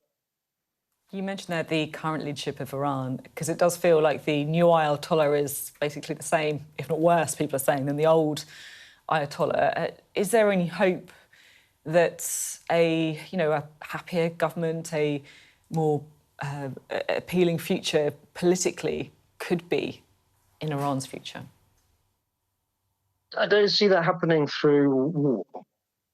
Of course, in the Iraq War, there was a tremendous military campaign at the beginning, and one of the things that I remember people saying is that was very successful. And when it was happening, people were very impressed. It was very successful, just as this campaign has been very successful militarily. I'm sure it's been brilliant. The intelligence successes have been excellent. But political goals are much, much harder to achieve and can't be done certainly through airstrikes. And as we saw, not even through putting troops on the ground. You've got to have a competent opposition that's willing to come in, or pragmatic leaders willing to come in, who are well disposed towards a deal with the West. And we're not seeing that, I think. Maybe if they carried on the war for a very long time, they might get there. But the price of that will also be very high for everybody, not just America and Israel, but for the whole world, because the world economy is going to be hit very hard by continued oil and gas prices. Gerard, thanks so much for joining us. We really appreciate it. We're going to leave you there because the connection isn't fantastic. Our apologies to viewers for that. But nonetheless, thanks to Gerard Russell there. Right, let's have a look now, shall we, at the weather. I hope we haven't forgotten anything. Travel insurance, I tick that box. Yeah, but remember what you forgot last year. All Clear Travel Insurance sponsors Sky News Weather. Strong winds and prolonged rain moving in later today is going to end the mainly calm but gloomy spell. Ireland, Northern Ireland and Western Scotland will be pretty breezy with some patchy rain this morning. England, Wales and Eastern Scotland, though, should stay dry.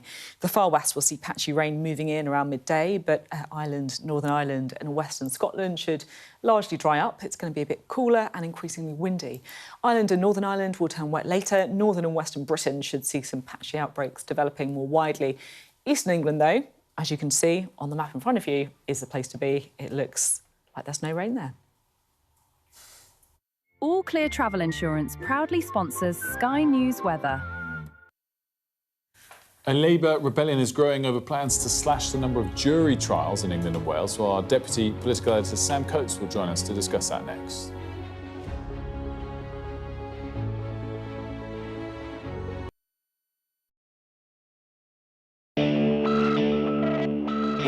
I'll tell you on another day on the podcast what that was all about. Welcome to the world. Come along for the journey. It'll be fun. Russia knows our weaknesses, but do you? This is the war game. There were a number of armed security. We want to discover, to find out what's really going on. Everything you need to know about British politics in about 20 minutes. I actually don't like political drama. So, where next? Available wherever you get your podcasts. I'm James Matthews and I'm Sky's US correspondent, based here in Washington, D.C. Do you fear a fourth indictment? Is it a draw? Does your government owe an apology to the British home children? Great to see you. Does your government owe them an apology? The fact that they were intercepted, does that indicate a military weakness on the part of Iran? No. Free, wherever you get your news. There's no doubting the strength of this hurricane as it roars through. You can feel a devastating power. It had been a difficult night in a deadly storm. Bang, bang. You can hear it hitting the windows. Our houses are okay. It's depressing. As bad as all of this is, it could have been much worse. Today, this land they call sacred is at the heart of America's electric car revolution. To me, it's a sacred ground. The white gold rush is a race that Biden doesn't want to lose. I've covered some of the biggest stories in the world. Donald Trump, 45th President of the United States, it would appear is about to learn his fate. Escort coming out! San Quentin houses America's largest death row. They rarely allow cameras onto the condemned block. James Matthews, Sky News. I want to be treated equally like everyone else. It's one step closer to getting out, to getting off death row. Sky News. Get the full story first. Mr. Trump, James Matthews from Sky News. Hey, James. You're diminished by claims that you're a racist. The question? Mr. Musk, has your ignorance and ego cost Ukrainian lives? Vladimir Putin calls you outstanding. What do you call him, sir? He's from Sky News. He's from Sky News. He's entitled to ask me questions. The best thing about being a Sky News journalist?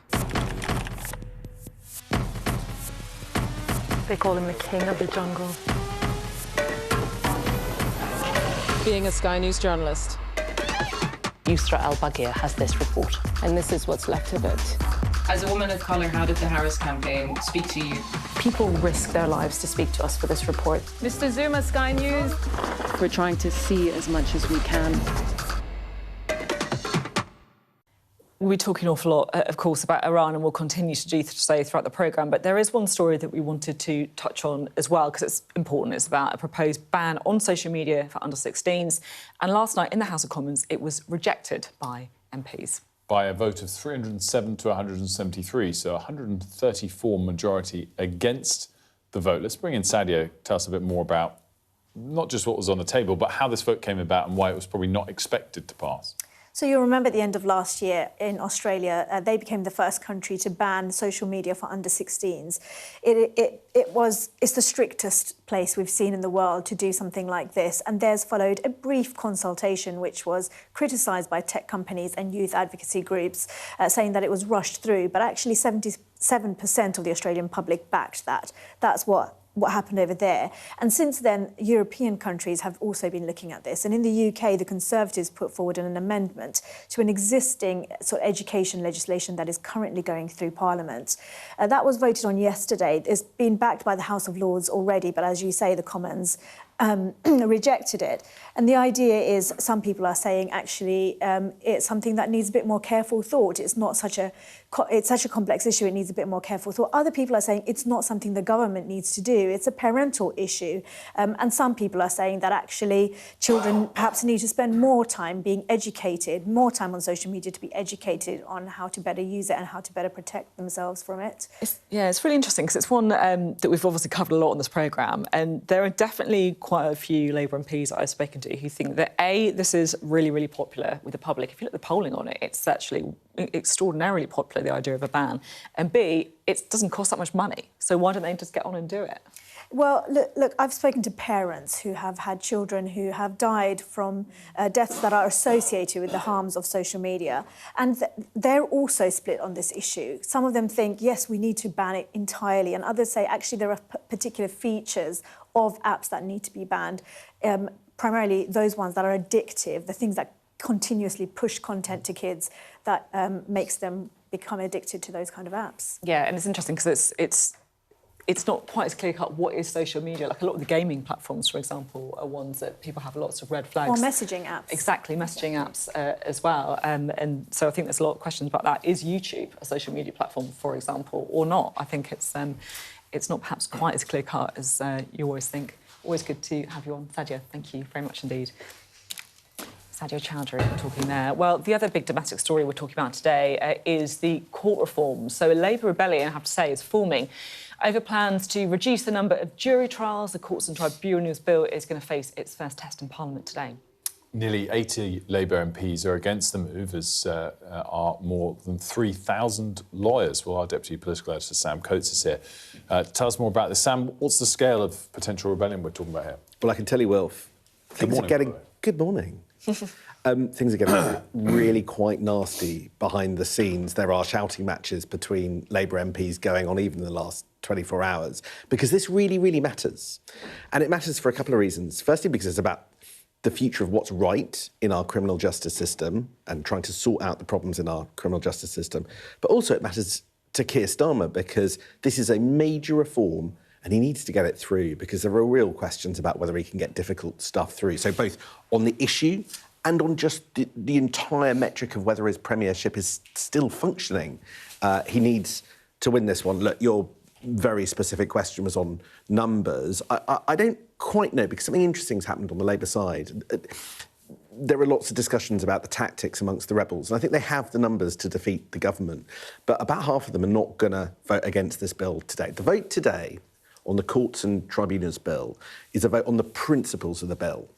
And I think everyone wants the court backlog to be reduced. A part of the bill is to curb jury trials to restrict the number of trials that will make it from the magistrates' court up to the Crown Court and can be heard by juries. And I think the rebels think that they can attack that proposal a little bit later on in the process. So I would maybe think 25, 30 people voting against on the Labour benches outright, but then quite a lot of abstentions make it quite hard for the whips to know exactly. But there are lots of tactics, lots of discussions, lots of cooperation with opposition MPs going on behind the scenes, and I don't think that even if it's just 25 to 30, that means that the government are on course to win this. I was interested to hear you say there that it matters for Starmer's authority as well, because I guess this is one of the issues that he's got at the minute. You know, if you are a Prime Minister at the peak of your powers, you can push through controversial legislation, you can get the whips to strong-arm your backbenchers, but I guess he's quite a long way from that position. Yeah, this whole issue, in some ways, is peak Keir Starmer. Here we have something that was not identified as a problem in the manifesto, is a massive social change, restricting the use of juries' trials for quite a lot of the cases that come before the courts, is a big piece of principle that was never voted on in an election. And there are lots of kind of problems with the way that the government has been going about it. I went through they're called impact assessments. These are the documents that are released alongside legislation with the sort of fine detail. Did you know this? This is all about making magistrates a bigger part of the justice process. When there's an appeal, 4 out of 10 cases that are appealed from a magistrate's verdict are partially or completely overturned. Does that this is a figure that I hadn't come across before. Does that reek of a system that works? There are declining numbers of magistrates over the last decade. The so-called modelling to show that these proposals will actually mean more trials are completed quicker is very sketchy. Big questions about whether or not it's anywhere like as robust as ministers are claiming. They haven't done the work that the underlying report asked for. So is it going to do what they say on the tin it's going to do? I mean, that's one of the big parts of it. So I think it wasn't in the manifesto. It's not clear ministers have done their homework. My other question, Sam, on this is, are the rebels the usual suspects? Because I guess where they've seen other rebellions, it's tended to be, on a welfare-related bill, might be MPs to the left of the party. This doesn't feel like an issue that necessarily appeals to that same group. Is it a different set of MPs that might rebel? That I guess shows, again, the scale of the problem Keir Starmer might have, or is it the same usual suspects? Normally when you get a rebellion in politics, it's because, for instance, there's a group of economically more left-wing MPs or socially conservative MPs. Right, but this is about justice, and so the lines are very, very different. So leading the rebellion is this individual that I'm sure not a lot of viewers have heard of, called Carl Turner. Now, a few weeks ago, we did a film about this, and he absolutely explains. He's a veteran Labour MP. He's been on the programme a few times. Yeah. He certainly has, and inherited John Prescott's seat, sort of in part of the fibre of the Labour Party. And he said, you could tell he's not used to sort of spearheading rebellions because he's doing so in a way I've never seen before. He came on camera with us and just said, ministers are lazy when they draw up these proposals. I mean, it's kind of, normally you get a sort of polite dance around a rebellion. This is full frontal attack of the sort that I'm not sure David Lammy and his like are particularly used to. It's got personal, it's got nasty, and from what I hear, the government don't necessarily, they might win today, but keep an eye on this, not least because it'll all come back after May. And whether or not the government is as strong as it is today, and that's not that strong after the local elections and the national and devolved elections, well, that's a different question altogether. Sam, you're here to talk about courts, but I just wondered if I could talk to you about the kind of looming cost of living crisis that lots of people are worried about, right? I mean, you could have some sympathy for the government. The indicators were going in a slightly improving way. And then suddenly the war in Iran has thrown all that up. I mean, what kind of conversations are going on in number 10 and number 11? So I think they're looking at the same data as the rest of us. The bottom line, Sophie, is that there is going to be a completely different policy response if this conflict goes on for a week, a month or a year. And nobody, whatever Donald Trump claims, knows which one of those is going to be the case. Not least because it's not up to Donald Trump. It takes two to tango, and it's Iran that can choose to keep the Straits of Hormuz pretty much closed. The government has a bit of a respite until July because energy prices are capped and inflation will only start to kick through. But if oil prices go back up again, and they might, if energy prices are high, we're looking at the potential for the cost of everything to go up and maybe even returning again to taxpayer subsidies for bills. We're at a very, very, very early stage, and that's not a route that ministers would want to go down. But, you know, cost of living will make the difference at the next election. Sam, it's always so good to have you on. Definitely one to watch with those court votes going through later. Thanks very much. And you have another poll on politics at Sam and Anne's tomorrow? It is. It was a glitch this morning, so voting intention tomorrow. You'll find out then whether or not Greens are still second. We will be tuning in for that. Make sure to subscribe to Politics at Sam and Anne's if you have not done so already. Just a quick look on oil prices are down quite nicely, relatively speaking, 9% or so lower today at $90 a barrel compared to that 114 we hit yesterday. The roller coaster, I'm sure, will continue right here again tomorrow on Mornings. More on Sky News after this short break.